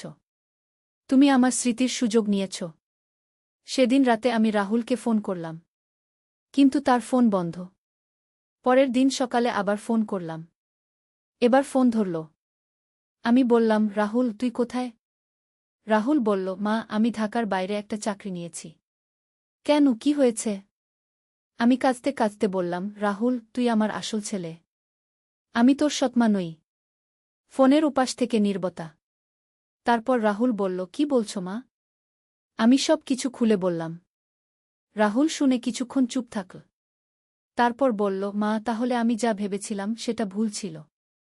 আমি বললাম, হ্যাঁ বাবা, তুই আমার আসল ছেলে। তোর বাবার নাম ছিল রবিন। সে মারা যাওয়ার পর আমি তোকে নিয়ে খুব কষ্টে ছিলাম। তারপর দুর্ঘটনায় আমার স্মৃতি চলে গেল। রাহুল বলল, মা, আমার খুব লজ্জা হচ্ছে। আমি তোমার প্রতি যে অনুভূতি রেখেছিলাম সেটা ভুল ছিল। আমি বললাম, না বাবা, তুই কোনো ভুল করিসনি। তুই জানতিস না যে আমি তোর আসল মা। তোর মনের গভীরে মায়ের প্রতি ভালোবাসা ছিল, কিন্তু তুই সেটাকে ভুল বুঝেছিলি। রাহুল কাঁদতে কাঁদতে বলল, মা, আমি এখনই ঢাকা ফিরে আসছি। 2 দিন পর রাহুল ফিরে এলো। সে আমাকে জড়িয়ে ধরে কাঁদল। বলল, মা, আমি তোমাকে চিনতে পারিনি। আমিও কাঁদতে কাঁদতে বললাম, বাবা, এটা তোর দোষ নয়। এটা আমাদের কপালের দোষ। ডক্টর করিম আমাদের চিকিৎসার জন্য একটা হাসপাতালে নিয়ে গেলেন। সেখানে ডাক্তাররা আমার ব্রেইন স্ক্যান করলেন। বললেন যে আমার স্মৃতি ফিরে আসার সম্ভাবনা আছে, কিন্তু চিকিৎসা ঝুঁকিপূর্ণ। আমি বললাম, আমি চিকিৎসা নিতে চাই। আমি আমার ছেলের সাথে কাটানোর সময়গুলো মনে করতে চাই। চিকিৎসা শুরু হল। প্রথম কিছুদিন কোনো পরিবর্তন হল না। কিন্তু একদিন হঠাৎ করে আমার মনে একটা ছবি ভেসে উঠল। একটা ছোট্ট বাচ্চা, যে আমার কোলে বসে মা মা বলে ডাকছে। সেই বাচ্চাটা ছিল রাহুল। ধীরে ধীরে আরও স্মৃতি ফিরতে লাগল। মনে পড়ল রবিনের কথা। আমার প্রথম স্বামী, রাহুলের বাবা। যে আমাকে খুব ভালোবাসত। যে একটা দুর্ঘটনায় মারা গিয়েছিল। মনে পড়ল রাহুলের ছোটবেলার কথা। কিভাবে সে প্রথম হাঁটতে শিখেছিল। কিভাবে প্রথম মা বলেছিল। কিভাবে আমার কোলে ঘুমিয়ে পড়ত। যত স্মৃতি ফিরছিল তত আমার হৃদয় ভরে যাচ্ছিল। আমি বুঝতে পারছিলাম যে রাহুল সত্যিই আমার আসল ছেলে। একদিন রাহুলের সাথে বসে তার ছোটবেলার অ্যালবাম দেখছিলাম। হঠাৎ একটা ছবি দেখে আমার সব স্মৃতি ফিরে এলো। সেই ছবিতে আমি রাহুলকে কোলে নিয়ে দাঁড়িয়ে আছি। রবিন আমাদের দুজনকে জড়িয়ে ধরে আছে। আমি কাঁদতে শুরু করলাম। রাহুল ভয় পেয়ে বলল, মা, কি হয়েছে? আমি তাকে জড়িয়ে ধরে বললাম, বাবা, আমার সব মনে পড়েছে। তুই আমার রাহুল, আমার সোনার ছেলে।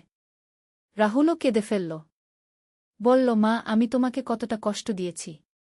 আমি বললাম, না বাবা, তুই আমাকে কোনো কষ্ট দিসনি। তুই শুধু তোর মাকে ভালোবেসেছিস, কিন্তু চিনতে পারিসনি। সেদিন থেকে আমাদের পরিবারে নতুন এক খুশির আবহ তৈরি হল। রাহুল আর আমার মধ্যে আসল মা-ছেলের সম্পর্ক গড়ে উঠল। সে আমাকে আর ভুল চোখে দেখে না। আমিও তাকে আমার আসল ছেলে হিসেবে ভালোবাসি। পিয়া খুব খুশি হল জেনে যে রাহুল তার আসল দাদা। সুমন একটু লজ্জিত, কিন্তু সে স্বীকার করেছে যে তার উচিত ছিল আমাকে আগেই সত্য বলা। এখন আমরা সবাই একসাথে থাকি। রাহুল তার চাকরি ছেড়ে দিয়ে ঢাকায় ফিরে এসেছে। সে একটা ভালো চাকরি পেয়েছে। শীঘ্রই বিয়েও করবে। আমার এই গল্পটি একটি অদ্ভুত রহস্যের গল্প। কখনো কখনো জীবনে এমন সব ঘটনা ঘটে যা আমরা কল্পনাও করতে পারি না। স্মৃতিভ্রংশের কারণে একটি মা তার আসল ছেলেকে চিনতে পারেন না। আর সেই ছেলেও তার আসল মাকে ভুল বুঝে। কিন্তু শেষ পর্যন্ত সত্যের জয় হয়। মায়ের হৃদয় সন্তানকে চিনে নেয়। সন্তানের ভালোবাসাও মায়ের কাছে পৌঁছে যায়। জীবনের এই রহস্যময় অধ্যায়ের পর আমি বুঝেছি যে পারিবারিক বন্ধন কতটা শক্তিশালী। যতই স্মৃতি হারিয়ে যাক, মায়ের হৃদয়ে সন্তানের জায়গা কখনো মুছে যায় না। রাহুল এখন একটি সুখী জীবনযাপন করছে। তার ভুল বোঝাবুঝি দূর হয়ে গেছে। সে এখন জানে যে আমি তার আসল মা, এবং তার ভালোবাসা একটি মায়ের প্রতি সন্তানের স্বাভাবিক ভালোবাসা। আর আমি আমার হারিয়ে যাওয়া স্মৃতি ফিরে পেয়েছি। আমার ছেলেকে চিনতে পেরেছি। এর চেয়ে বড় পাওয়া আর কি হতে পারে? এই তো আমার সম্পূর্ণ গল্প। একটি রহস্যময় অ্যাডভেঞ্চারের গল্প, যেখানে ছিল পারিবারিক জটিলতা, স্মৃতিভ্রংশ, ভুল বোঝাবুঝি এবং শেষ পর্যন্ত সত্যের জয়। আশা করি আপনাদের এই গল্পটি ভালো লেগেছে। জীবনে অনেক সময় এমন রহস্যময় ঘটনা ঘটে যা আমাদের অবাক করে দেয়। কিন্তু শেষ পর্যন্ত সত্য এবং ভালোবাসার জয় হয়। এমন আরও রোমাঞ্চকর এবং রহস্যময় গল্প শোনার জন্য আমাদের চ্যানেল সাবস্ক্রাইব করুন। আগামীকাল আরও একটি নতুন গল্প নিয়ে হাজির হব। ততক্ষণ পর্যন্ত সবাই ভালো থাকুন, সুস্থ থাকুন। ধন্যবাদ। নূরের সন্ধানে একটি ইসলামিক গল্প। প্রথম অধ্যায়, যাত্রার সূচনা। বাগদাদের প্রাচীন শহরে, যেখানে দজলা নদী শান্তভাবে বয়ে চলে, সেখানে বাস করত এক যুবক যার নাম ছিল হাসান। তার বয়স মাত্র ২৫ বছর, কিন্তু তার হৃদয়ে ছিল অসীম জ্ঞানের তৃষ্ণা এবং আল্লাহর সান্নিধ্যের আকাঙ্ক্ষা। হাসানের বাবা আব্দুল করিম ছিলেন একজন বিখ্যাত ব্যবসায়ী। তিনি সিল্ক রুট দিয়ে বিভিন্ন দেশে ব্যবসা করতেন। কিন্তু হাসান ব্যবসার চেয়ে বেশি আগ্রহী ছিল আধ্যাত্মিক জ্ঞানে। প্রতিদিন ফজরের নামাজের পর সে মসজিদে বসে কুরআন তিলাওয়াত করত এবং আলেমদের সাথে দ্বীনী আলোচনায় অংশগ্রহণ করত। একদিন সকালে হাসান যখন তার স্বাভাবিক অভ্যাস অনুযায়ী কুরআন তিলাওয়াত করছিল, তখন তার চোখে পড়ল এই আয়াতটি, আর যে আল্লাহকে ভয় করে, আল্লাহ তার জন্য নিষ্কৃতির পথ করে দেন এবং তাকে এমন উৎস থেকে রিজিক দান করেন যার কল্পনাও সে করতে পারে না। সূরা তালাক ২-৩। এই আয়াতটি হাসানের হৃদয়কে গভীরভাবে স্পর্শ করল। সে ভাবতে লাগল, আল্লাহর ভয় এবং তাকওয়া কি আসলেই এমন এক শক্তি যা মানুষের জীবনকে সম্পূর্ণভাবে পরিবর্তন করে দিতে পারে? দুপুরের খাবারের সময় হাসান তার বাবার সাথে এই বিষয়ে কথা বলল। আব্দুল করিম একজন ধার্মিক মানুষ ছিলেন, কিন্তু তিনি বেশিরভাগ সময় ব্যবসার চিন্তায় মগ্ন থাকতেন। আব্বু, হাসান বলল, আজ কুরআনে এমন এক আয়াত পড়লাম যা আমার মনকে খুব নাড়িয়ে দিয়েছে। আল্লাহর তাকওয়া সম্পর্কে কি? আব্দুল করিম তার ছেলের মুখের দিকে তাকিয়ে বললেন, বেটা, তাকওয়া হল ইসলামের সর্বোচ্চ গুণ। কিন্তু এটা অর্জন করা খুবই কঠিন। এর জন্য দরকার ধৈর্য, সাধনা এবং আল্লাহর রহমতও। আব্বু, আমি এই পথে চলতে চাই। আমি চাই আল্লাহর নৈকট্য লাভ করতে। আব্দুল করিম তার ছেলের আগ্রহ দেখে খুশি হলেন। তিনি বললেন, বেটা, তাহলে তুমি শায়খ ইউনুসের কাছে যাও। তিনি আমাদের শহরের অন্যতম শ্রেষ্ঠ আলেম এবং সুফি। তিনি তোমাকে সঠিক পথ দেখাতে পারবেন। দ্বিতীয় অধ্যায়, শায়খের সাক্ষাৎ। পরদিন আসরের নামাজের পর হাসান শায়খ ইউনুসের খানকায় গেল। খানকাটি ছিল বাগদাদের পুরাতন অংশে, একটি শান্ত এবং নিরিবিলি এলাকায়। প্রবেশ করতেই হাসান অনুভব করল এক অদ্ভুত প্রশান্তি। শায়খ ইউনুস ছিলেন প্রায় ৬০ বছরের একজন বুজুর্গ। তার চোখে ছিল গভীর প্রজ্ঞার আলো, এবং তার চেহারায় ছিল এমন এক নূর যা দেখলেই মানুষের মন শান্ত হয়ে যেত। আসসালামু আলাইকুম বাবা। হাসান সালাম দিল। ওয়া আলাইকুমুসসালাম বেটা। এসো বসক। শায়েক তার দিকে তাকিয়ে হাসলেন। তোমার মুখ দেখেই বুঝতে পারছি তুমি কোনো গুরুত্বপূর্ণ বিষয়ে এসেছ। হাসান বিনয়ের সাথে বলল, হুজুর, আমি আল্লাহর নৈকট্য লাভ করতে চাই। আমি জানতে চাই তাকওয়ার আসল রহস্য কী গু। শায়েক ইউনুস কিছুক্ষণ নীরব থাকলেন। তারপর তিনি বললেন, বেটা, তাকওয়া শুধু একটি শব্দ নয়। এটি একটি জীবনযাত্রা। এটি এমন এক অবস্থা যেখানে তুমি প্রতিটি মুহূর্তে আল্লাহর উপস্থিতি অনুভব করবে। কিন্তু হুজুর, এই অবস্থায় কিভাবে পৌঁছানো যায়? এর জন্য দরকার তিনটি জিনিস। শায়েক তার আঙুল দিয়ে গুনে বললেন। প্রথম, ইলম বা জ্ঞান। তুমি আল্লাহ, তার রাসূল এবং দিন সম্পর্কে গভীর জ্ঞান অর্জন করতে হবে। দ্বিতীয়, আমল বা আমলে সালেহ। তুমি যা জানবে তা অনুসরণ করতে হবে। আর তৃতীয়, ইহসান, অর্থাৎ আল্লাহর ইবাদত এমনভাবে করা যেন তুমি তাকে দেখতে পাচ্ছ। হাসান মনোযোগ সহকারে শুনছিল। হুজুর, আমি কোথা থেকে শুরু করব? কুরআন থেকে, শায়েক দৃঢ়ভাবে বললেন। কুরআন হল আল্লাহর বাণী। প্রতিদিন কুরআন পড়বে, কিন্তু শুধু পড়বে না, তার অর্থ বুঝে বুঝে পড়বে। এবং যা পড়বে তা নিয়ে চিন্তাভাবনা করবে। শায়েক তার পাশ থেকে একটি কুরআনের অনুবাদ নিয়ে হাসানের হাতে দিলেন। এটি নাও, এবং প্রতিদিন আমার কাছে এসো। আমরা একসাথে কুরআনের আলোচনা করব। তৃতীয় অধ্যায়, কুরআনের সাথে সম্পর্ক। পরবর্তী কয়েক মাস হাসান প্রতিদিন শায়েখের কাছে যেত। প্রতিদিন তারা কুরআনের বিভিন্ন আয়াত নিয়ে আলোচনা করত। হাসান আবিষ্কার করল যে কুরআন শুধু একটি বই নয়, এটি জীবনযাপনের পূর্ণাঙ্গ গাইড। একদিন তারা সূরা বাকারার এই আয়াতটি নিয়ে আলোচনা করছিল। নিশ্চয়ই যারা ঈমান এনেছে এবং নেক আমল করেছে তাদের জন্য রয়েছে এমন জান্নাত যার নিচ দিয়ে ঝর্ণাধারা প্রবাহিত। সূরা বাকারা ২৫। হুজুর, হাসান জিজ্ঞেস করল, এখানে ঈমান এবং নেক আমল দুটোই উল্লেখ করা হয়েছে। এর তাৎপর্য কি? শায়েক ইউনুস হাসলেন। চমৎকার প্রশ্ন। দেখ বেটা, ঈমান হল ভিত্তি আর আমল হল ভবন। ভিত্তি ছাড়া ভবন দাঁড়ায় না, আবার ভবন ছাড়া ভিত্তিরও কোনো অর্থ নেই। কিন্তু হুজুর, আমি দেখি অনেক মানুষ নামাজ পড়ে, রোজা রাখে, কিন্তু তাদের আচরণে তেমন পরিবর্তন নেই। এটাই হলো আসল সমস্যা। শায়েক গম্ভীর হলেন। ইবাদত করা হচ্ছে, কিন্তু ইবাদতের প্রভাব জীবনে পড়ছে না। এর কারণ হলো ইবাদত যন্ত্রের মতো করা হচ্ছে, হৃদয়ের সাথে নয়। তাহলে সমাধান কি হুজুর? সমাধান হল মুরাকাবা, আত্মসমালোচনা এবং আত্মশুদ্ধি। প্রতিটি ইবাদতের পর নিজেকে প্রশ্ন করতে হবে, এই ইবাদত কি আমাকে আল্লাহর কাছে নিয়ে গেল? আমার চরিত্রের কোনো উন্নতি হল কি? হাসান এই কথাগুলো খুব মনোযোগ সহকারে শুনল এবং মনে মনে সিদ্ধান্ত নিল যে সে এই পথেই চলবে। চতুর্থ অধ্যায়, প্রথম পরীক্ষা। হাসান যখন এই নতুন জীবনযাত্রা শুরু করল, তখনই তার প্রথম পরীক্ষা এল। তার বাবার ব্যবসায় একটি বড় সমস্যা দেখা দিল। একটি বড় পরিমাণ মাল জাহাজডুবিতে হারিয়ে গেল এবং তার ফলে আব্দুল করিমের প্রচুর ক্ষতি হল। একদিন সন্ধ্যায় আব্দুল করিম হাসানকে ডেকে বললেন, বেটা, আমাদের পরিবারের কঠিন সময় চলছে। আমার মনে হচ্ছে তোমার এখন আধ্যাত্মিক সাধনা বন্ধ করে ব্যবসায় মন দেওয়া উচিত। হাসান তার বাবার কথা শুনে খুবই দুঃখিত হল। একদিকে বাবার সাহায্য করার দায়িত্ব, অন্যদিকে আধ্যাত্মিক পথে চলার আকাঙ্ক্ষা। সে কি করবে বুঝতে পারছিল না। সে শায়েক ইউনুসের কাছে গিয়ে তার সমস্যার কথা বলল। শায়েক তার কথা শুনে বললেন, বেটা, ইসলামে কোনো বিষয় এক নয়। পারিবারিক দায়িত্ব পালন করাও ইবাদত। তুমি চাইলে ব্যবসা করেও আল্লাহর নৈকট্য লাভ করতে পারগু। কিন্তু হুজুর, ব্যবসায় তো অনেক সময় এমন পরিস্থিতি আসে যেখানে সেখানেই তো তোমার পরীক্ষা। শায়েক বাধা দিয়ে বললেন।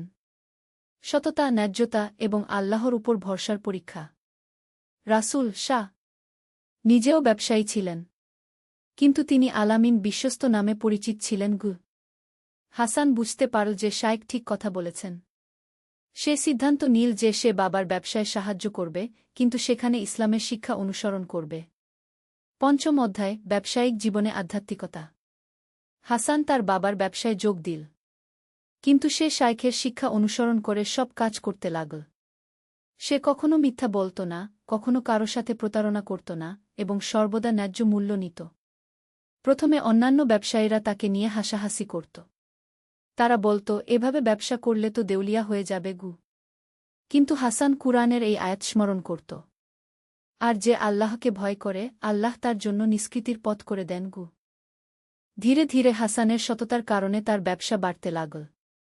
মানুষ তার কাছে আসতে পছন্দ করত কারণ তারা জানত যে হাসান কখনো তাদের সাথে প্রতারণা করবে না। একদিন একজন বয়স্ক ব্যক্তি হাসানের দোকানে এলেন। তার কাছে বিক্রি করার জন্য কিছু মূল্যবান মুক্তা ছিল। লোকটি মুক্তাগুলোর সঠিক দাম জানত না এবং খুব কম দামে বিক্রি করতে চাইছিল। হাসান বুঝতে পারল যে মুক্তাগুলো অনেক বেশি দামের। সে চাইলে কম দামে কিনে নিয়ে অনেক লাভ করতে পারত, কিন্তু সে তা করল না। চাচা, হাসান বলল, আপনার মুক্তাগুলো অনেক দামি। এগুলোর সঠিক দাম এই কি? এবং সে সঠিক দাম বলল। বয়স্ক ব্যক্তি অবাক হয়ে বললেন, বেটা, তুমি আমাকে সঠিক দাম বলে দিলে কেন? তুমি তো কম দামে কিনতে পারতে গু। হাসান উত্তর দিল, চাচা, আমি মুসলমান। আমার ধর্ম আমাকে ন্যায্যতার শিক্ষা দিয়েছে গু। এই ঘটনা বাজারে ছড়িয়ে পড়ল এবং হাসানের সুনাম আরও বৃদ্ধি পেল। ষষ্ঠ অধ্যায়, দাতব্য কাজ এবং সমাজসেবা। ব্যবসায় সফল হওয়ার সাথে সাথে হাসান দাতব্য কাজেও মনোযোগ দিতে লাগল। সে কুরআনের এই আয়াতটি সর্বদা মনে রাখত। তোমরা কল্যাণ লাভ করতে পারবে না যতক্ষণ না তোমরা তা খরচ কর যা তোমরা ভালোবাসো। সূরা আলে ইমরান ৯:২। হাসান নিয়মিত গরিবদের মধ্যে অর্থ বিতরণ করত। কিন্তু সে শুধু অর্থ দিয়েই সন্তুষ্ট থাকত না। সে তাদের কাজের ব্যবস্থা করে দেওয়ার চেষ্টা করত। একদিন সে শহরের বাইরে গিয়ে দেখল যে সেখানে একটি গ্রামের মানুষ পানির অভাবে কষ্ট পাচ্ছে। তাদের একমাত্র কুয়া শুকিয়ে গেছে। হাসান তখনই সিদ্ধান্ত নিল যে সে সেই গ্রামে একটি নতুন কুয়া খনন করে দেবে। কিন্তু এর জন্য প্রচুর অর্থের প্রয়োজন ছিল। সে শাইখ ইউনুসের কাছে গিয়ে এই বিষয়ে পরামর্শ চাইল। শাইখ বললেন, বেটা, এটা একটা চমৎকার কাজ। কিন্তু তুমি একা এই কাজ করার চেষ্টা করো না। অন্যদেরকেও এই নেক কাজে অংশগ্রহণের সুযোগ দাও। হাসান শাইখের পরামর্শ অনুসরণ করে বাজারের অন্যান্য ব্যবসায়ীদের কাছে গেল। সে তাদের গ্রামের সমস্যার কথা বলল এবং কুয়া খননের জন্য সকলের সহায়তা চাইল। প্রথমে অনেকে দ্বিধা প্রকাশ করল, কিন্তু হাসানের সততা এবং তার আন্তরিকতা দেখে ধীরে ধীরে সবাই এগিয়ে এল। কয়েক মাসের মধ্যে যথেষ্ট অর্থ সংগৃহীত হল এবং গ্রামে একটি গভীর কুয়া খনন করা হল। গ্রামের মানুষ যখন পানি পেল তাদের খুশিতে হাসানের চোখে পানি এসে গেল। সেই রাতে হাসান শাইখের কাছে গিয়ে বলল, হুজুর, আজ আমি এমন এক খুশি অনুভব করেছি যা আগে কখনো পাইনি গু। শাইখ হেসে বললেন, এটাই হল আল্লাহর নৈকট্যের স্বাদ, বেটা। যখন তুমি অন্যের কল্যাণে কাজ কর তখন আল্লাহ তোমার হৃদয়কে প্রশান্তি দিয়ে ভরিয়ে দেন গু। সপ্তম অধ্যায়, বিপদের সময় ধৈর্য। জীবন সর্বদা মসৃণ থাকে না। হাসানের জীবনেও কঠিন সময় এল। একদিন খবর এল যে তার একটি বড় জাহাজ যাতে প্রচুর মাল ছিল সেটি ডাকাতদের দ্বারা লুট হয়ে গেছে। এই ঘটনায় হাসানের বিপুল আর্থিক ক্ষতি হল। কিছু মানুষ তাকে বলতে লাগল, দেখ, এত দান খরাত করার ফল। আল্লাহ তোমার মাল রক্ষা করতে পারল না গি। হাসানের মন খারাপ হয়ে গেল। সে শাইখের কাছে গিয়ে তার মনোভাব ব্যক্ত করল। শাইখ তাকে সান্ত্বনা দিয়ে বললেন, বেটা, এটাই হল পরীক্ষা। আল্লাহ কুরআনে বলেছেন, আর আমি অবশ্যই তোমাদের পরীক্ষা করব ভয়, ক্ষুধা এবং ধনসম্পদ, জীবন ও ফলফসলের ক্ষতির মাধ্যমে। আর ধৈর্যশীলদের সুসংবাদ দাও। সূরা বাকারা ১৫৫। তোমার ক্ষতি হয়েছে ঠিকই, কিন্তু তুমি যে নেক আমল করেছ সেগুলোর সোয়াব তো আল্লাহর কাছে সুরক্ষিত রয়েছে গি। হাসান ধৈর্য ধরল এবং আল্লাহর উপর তোয়াক্কুল করল।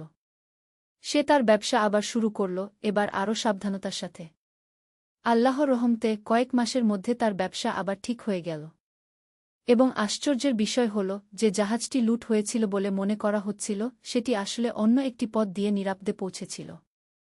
মূলত ভুল খবর ছড়িয়েছিল। অষ্টম অধ্যায়, বিবাহ এবং পারিবারিক জীবন। হাসানের বয়স যখন ৩০ হল তখন তার বাবা তার বিয়ের কথা চিন্তা করতে লাগলেন।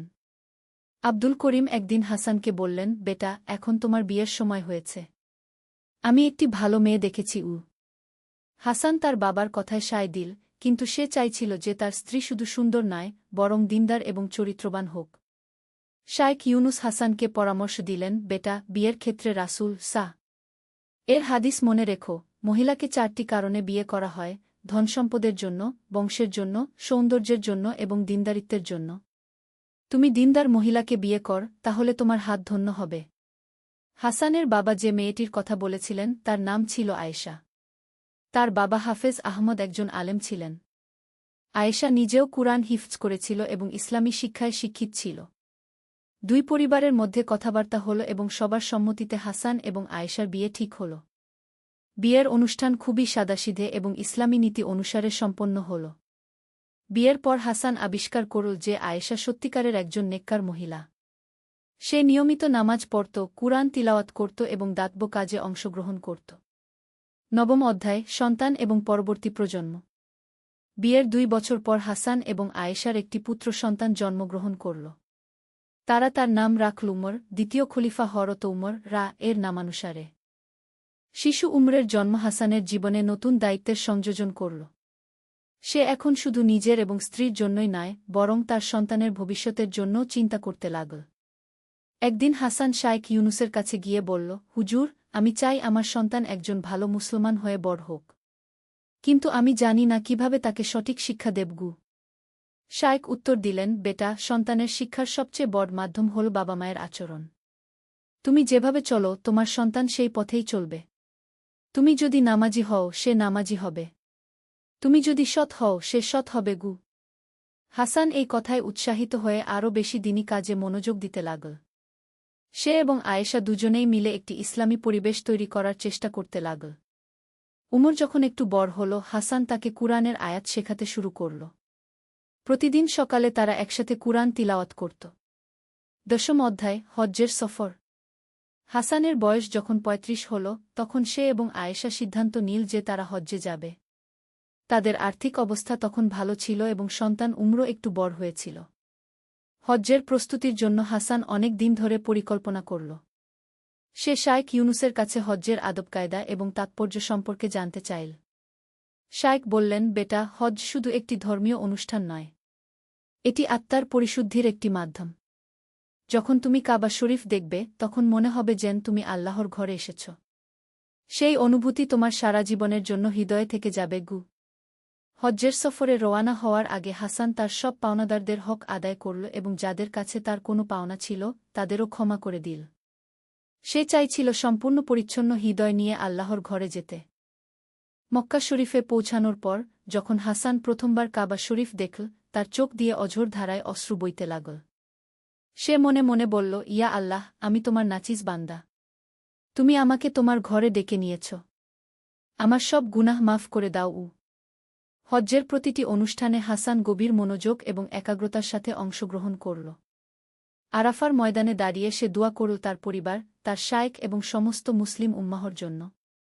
হজ্জ শেষে যখন হাসান বাগদাদে ফিরে এল, তার মুখে ছিল এক আলাদা নূর। সে আগের চেয়ে আরও বেশি বিনয়ী এবং আল্লাহমুখী হয়ে গিয়েছিল। 11 অধ্যায়, সমাজ সংস্কার। হজ্জ থেকে ফিরে এসে হাসান তার চারপাশের সমাজের দিকে আরও বেশি মনোযোগ দিতে লাগল।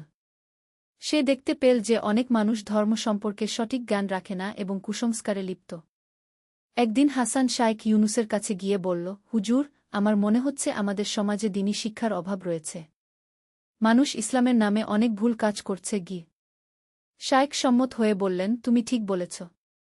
কিন্তু এর সমাধান কি? হাসান বলল, আমি চিন্তা করেছি যে আমরা একটি মাদ্রাসা প্রতিষ্ঠা করতে পারি যেখানে শিশুরা সঠিক ইসলামী শিক্ষা পাবে গু। শাইখ এই প্রস্তাবে খুশি হলেন। চমৎকার ভাবনা। কিন্তু মাদ্রাসার পাশাপাশি বয়স্কদের জন্য শিক্ষার ব্যবস্থা করতে হবে গ। হাসান এবং তার কয়েকজন বন্ধু মিলে একটি মাদ্রাসা প্রতিষ্ঠা করল। সেখানে শুধু ধর্মীয় শিক্ষা নয়, বরং সাধারণ শিক্ষাও দেওয়া হতো। তারা চেয়েছিল যে ছাত্ররা ধার্মিক হওয়ার পাশাপাশি জ্ঞানী এবং দক্ষ হয়ে উঠুক। প্রতি শুক্রবার জুমার নামাজের পর হাসান মসজিদে একটি আলোচনা সভার আয়োজন করত।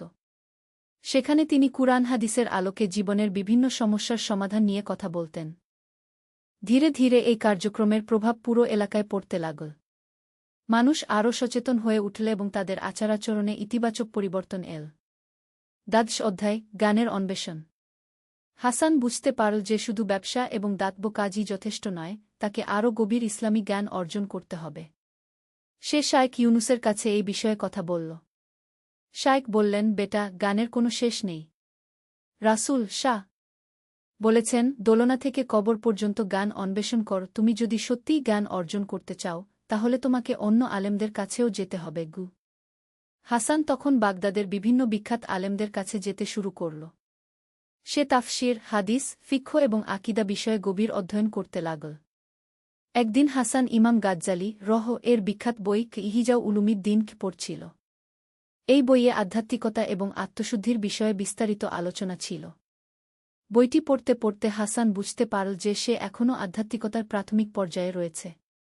তার আরও অনেক পথ পাড়ি দিতে হবে। সে শায়খের কাছে গিয়ে বলল, হুজুর, আমি ইমাম গাজ্জালির বই পড়ে বুঝতে পারলাম যে আমি এখনও অনেক পিছিয়ে আছি। শায়খ হেসে বললেন, এটাই হলো আসল জ্ঞানের লক্ষণ বেটা। যত বেশি তুমি জানবে তত বেশি বুঝবে যে তুমি কত কম জান। এই বোধ তোমাকে আরও বিনয়ী এবং আল্লাহর কাছে আরও নিবেদিতপ্রাণ করে তুলবে। ত্রয়োদশ অধ্যায়, পরীক্ষা এবং বিপদ। জীবনে যখন সবকিছু ভালো চলছিল তখনই হাসানের জীবনে আরেকটি বড় পরীক্ষা এল। তার প্রিয় শায়খ ইউনুস গুরুতর অসুস্থ হয়ে পড়লেন। হাসান প্রতিদিন শায়খের সেবা করতে যেত। একদিন শায়খ তাকে কাছে ডেকে বললেন, বেটা, আমার সময় শেষ হয়ে আসছে। আমি তোমাকে কিছু কথা বলে যেতে চাই। হাসানের চোখে পানি এসে গেল। হুজুর, এসব কথা বলবেন না। আল্লাহ আপনাকে সুস্থ করে দেবেন কি? বেটা, শায়খ দুর্বল গলায় বললেন, মৃত্যু সবার জন্যই নির্ধারিত। কিন্তু মৃত্যুর পর কি থাকে সেটাই আসল। তুমি যে পথে চলেছ সেই পথেই চলতে থাকবে। মানুষের সেবা করবে, দ্বীনের প্রচার করবে এবং সর্বদা আল্লাহকে ভয় করে চলবে। কয়েকদিন পর শায়খ ইউনুস ইন্তেকাল করলেন। তার জানাজায় হাজার হাজার মানুষ অংশগ্রহণ করল। হাসান বুঝতে পারল যে তিনি কত বড় একজন মানুষ ছিলেন। শায়খের মৃত্যুর পর হাসান খুব দুঃখিত হয়ে পড়ল। সে অনুভব করল যেন তার জীবনের একটি অংশ চলে গেছে।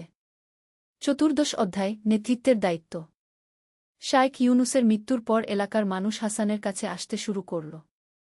তারা তাদের বিভিন্ন সমস্যার সমাধান চাইত এবং দ্বীনী বিষয়ে পরামর্শ নিত। হাসান প্রথমে এই দায়িত্ব নিতে দ্বিধা করল। কিন্তু পরে সে বুঝল যে এটা আল্লাহর পক্ষ থেকে তার উপর অর্পিত একটি দায়িত্ব। সে শায়খের খানকা নিজের তত্ত্বাবধানে নিল এবং সেখানে দ্বীনী শিক্ষা এবং আধ্যাত্মিক সাধনার কার্যক্রম চালু রাখল। হাসান দেখল যে সমাজে অনেক সমস্যা রয়েছে। দরিদ্রতা, অশিক্ষা, কুসংস্কার এবং নৈতিক অবক্ষয়। সে এগুলোর সমাধানের জন্য একটি সামগ্রিক পরিকল্পনা করল। প্রথমে সে গরিব পরিবারের শিশুদের জন্য বিনামূল্যে শিক্ষার ব্যবস্থা করল। দ্বিতীয়ত, প্রাপ্তবয়স্কদের জন্য বিভিন্ন দক্ষতা উন্নয়নের কোর্স চালু করল। তৃতীয়ত, স্বাস্থ্যসেবার জন্য একটি চিকিৎসা কেন্দ্র প্রতিষ্ঠা করল। পঞ্চদশ অধ্যায়, পরিবারের সাথে সময়। এত ব্যস্ততার মধ্যেও হাসান তার পরিবারের জন্য সময় বের করত। তার ছেলে উমর তখন 10 বছরের হয়েছিল এবং সে একজন মেধাবী এবং ধার্মিক শিশু হিসেবে বেড়ে উঠছিল। হাসান প্রতিদিন সন্ধ্যায় উমরের সাথে বসে কুরআন হাদিসের আলোচনা করত। সে চাইত উমর শুধু বই পড়ে জ্ঞান অর্জন না করে বরং বাস্তব জীবনে তা প্রয়োগ করতে শিখুক। একদিন উমর তার বাবাকে প্রশ্ন করল, আব্বু, আপনি এত কাজ করেন কেন? আমাদের তো অনেক টাকা আছে। আপনি চাইলে আরাম করে থাকতে পারতেন। হাসান তার ছেলের দিকে তাকিয়ে বলল, বেটা, আল্লাহ আমাদের যে সামর্থ্য দিয়েছেন তা শুধু আমাদের ভোগের জন্য নয়। এটা একটা আমানত। আমাদের দায়িত্ব হল এই আমানত সঠিকভাবে ব্যবহার করা। কিন্তু আব্বু, অন্যরা কেন এভাবে কাজ করে না? সবার সামর্থ্য এক নয় বেটা। যার যত সামর্থ্য সে ততটা দায়িত্ব পালন করবে। আর মনে রেখো, যত বেশি দেওয়া হয়েছে তত বেশি জবাবদিহি করতে হবে। উমর তার বাবার কথায় অনুপ্রাণিত হল এবং সেও তার সাধ্যমতো সামাজিক কাজে অংশ নিতে শুরু করল। ষোড়শ অধ্যায়, আন্তর্জাতিক যোগাযোগ। হাসানের কাজের খবর বাগদাদের বাইরেও ছড়িয়ে পড়ল। বিভিন্ন শহর থেকে আলেম এবং সমাজসেবীরা তার সাথে দেখা করতে আসতে লাগল। একদিন দামেস্ক থেকে একজন বিখ্যাত আলেম হাসানের কাছে এলেন। তার নাম ছিল শায়খ আব্দুর রহমান।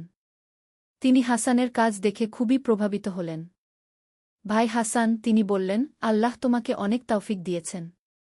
কিন্তু আমি মনে করি তোমার এই কাজ শুধু বাগদাদেই সীমাবদ্ধ রাখা উচিত নয়। এটা আরও বিস্তৃত করা দরকার। হাসান আগ্রহের সাথে জিজ্ঞেস করল, কিভাবে? আমরা একটি নেটওয়ার্ক তৈরি করতে পারি, শায়খ আব্দুর রহমান বললেন। বিভিন্ন শহরের আলেম এবং সমাজসেবীদের মধ্যে যোগাযোগ রক্ষা করে আমরা আরও বড় পরিসরে কাজ করতে পারি। এই ধারণা হাসানের খুব ভালো লাগল। তারা একসাথে মিলে একটি পরিকল্পনা তৈরি করল। পরবর্তী কয়েক বছরে এই নেটওয়ার্ক অনেক বিস্তৃত হল। বিভিন্ন শহরে শিক্ষা প্রতিষ্ঠান, স্বাস্থ্যসেবা কেন্দ্র এবং দাতব্য প্রতিষ্ঠান গড়ে উঠল। সপ্তদশ অধ্যায় জীবনের শেষ পর্যায়ে। হাসানের বয়স যখন ৫০ পেরিয়ে গেল, তখন সে আরও বেশি আত্মসমালোচনা এবং আখিরাতের চিন্তা করতে লাগল। সে প্রতিদিন বেশি বেশি ইবাদত করত এবং আল্লাহর কাছে তাওবা করত। একদিন সে তার ছেলে উমরকে, যে তখন ২৫ বছরের যুবক হয়েছিল, ডেকে বলল, বেটা, এখন তুমি আমার কাজের দায়িত্ব নিতে পার। আমি চাই তুমি যোগ্যতার সাথে এই দায়িত্ব পালন করগু। উমর বলল, আব্বু, আমি এখনও তৈরি নই। আমার আরও শেখার দরকার। তোমার যথেষ্ট প্রস্তুতি হয়েছে, হাসান বলল। এবং মনে রেখো, কাজ করতে করতেই শেখা হয়। তবে সব সময় নিয়ত পরিশুদ্ধ রাখবে এবং আল্লাহর সাহায্য চাইবে। হাসান ধীরে ধীরে তার কাজকর্মের দায়িত্ব উমর এবং অন্যান্য যোগ্য ব্যক্তিদের হাতে ছেড়ে দিতে লাগল। সে নিজে বেশি সময় ইবাদত এবং আধ্যাত্মিক সাধনায় কাটাতে লাগল। অষ্টাদশ অধ্যায় জীবনের উপসংহার। হাসানের বয়স যখন ৫৫ হল, তখন একদিন রাতে সে একটি স্বপ্ন দেখল। স্বপনে সে দেখল যে তার প্রিয় শায়েখ ইউনুস তার কাছে এসে বলছেন, বেটা, তুমি তোমার কাজ সম্পন্ন করেছ। এখন আল্লাহর সাক্ষাতের জন্য প্রস্তুত হও। স্বপ্ন থেকে জেগে উঠে হাসান বুঝল যে তার সময় শেষ হয়ে আসছে। সে তার সব কাজকর্ম গুছিয়ে নিল এবং পরিবার ও বন্ধুদের কাছে বিদায় নিল। কয়েক মাস পর হাসান অসুস্থ হয়ে পড়ল। কিন্তু তার চেহারায় ছিল গভীর প্রশান্তি। সে জানত যে সে তার জীবন আল্লাহর সন্তুষ্টির জন্য কাটিয়েছে। মৃত্যুর কয়েকদিন আগে হাসান তার ছেলে উমরকে কাছে ডেকে বলল, বেটা, আমি তোমাকে আল্লাহর রহমতের অসীম সাগর। প্রথম অধ্যায় হারিয়ে যাওয়া আলো। বাগদাদের এক প্রান্তে তিগ্রিস নদীর তীরে একটি ছোট্ট গ্রাম ছিল। গ্রামের নাম ছিল নুরানপুর, আলোর শহর। কিন্তু বিধিবাম, সেই আলোর শহরেই বাস করত এক যুবক, যার অন্তরে কোনো আলো ছিল না। তার নাম ছিল হারিস ইবনে উমর। হারিস ছিল একজন দক্ষ কারিগর। তার হাতের কাজ দেখে মানুষ মুগ্ধ হয়ে যেত। কিন্তু তার হৃদয় ছিল পাথরের মতো কঠিন। সে আল্লাহকে বিশ্বাস করত না। নামাজ, রোজা, হজ এসব তার কাছে অর্থহীন মনে হতো। সে মনে করত মানুষের ভাগ্য তার নিজের হাতেই নির্ধারিত হয়, আল্লাহ নামে কোনো শক্তির প্রয়োজন নেই। হারিসের বাবা আবু বকর ছিলেন একজন নেককার মুসলিম। তিনি দিনরাত তার ছেলের হেদায়েতের জন্য দোয়া করতেন। মা ফাতিমাও রাত জেগে কান্নাকাটি করতেন। কিন্তু হারিসের মন যেন পাথরের চেয়েও শক্ত হয়ে গিয়েছিল। একদিন সকালে হারিস তার কর্মশালায় বসে একটি সুন্দর কাঠের সিন্দুক তৈরি করছিল। তার কাজের নিপুণতা দেখে সবাই মুগ্ধ হয়ে যেত। ঠিক সেই মুহূর্তে তার কর্মশালায় এলেন শেখ আহমদ, গ্রামের প্রধান ইমাম। তিনি ছিলেন অত্যন্ত জ্ঞানী এবং ধার্মিক একজন মানুষ। আসসালামু আলাইকুম, হারিস, কি শেখ আহমদ সালাম দিলেন। হারিস মাথা তুলে তাকাল, কিন্তু সালামের জবাব দিল না। কি চান, শেখ সাহেব? তোমার কাজ দেখে আসলাম। সত্যিই অসাধারণ। আল্লাহ তোমাকে কত সুন্দর হাত দিয়েছেন। আল্লাহর কি আর অভাব আছে? এসব আমার নিজের মেধা আর পরিশ্রমের ফল, হারিস ঠান্ডা গলায় বলল। শেখ আহমদ দীর্ঘশ্বাস ফেললেন। হারিস, তুমি কি কখনো ভেবে দেখেছ এই হাত তুমি কোথায় পেলে? এই চোখ, এই মস্তিষ্ক?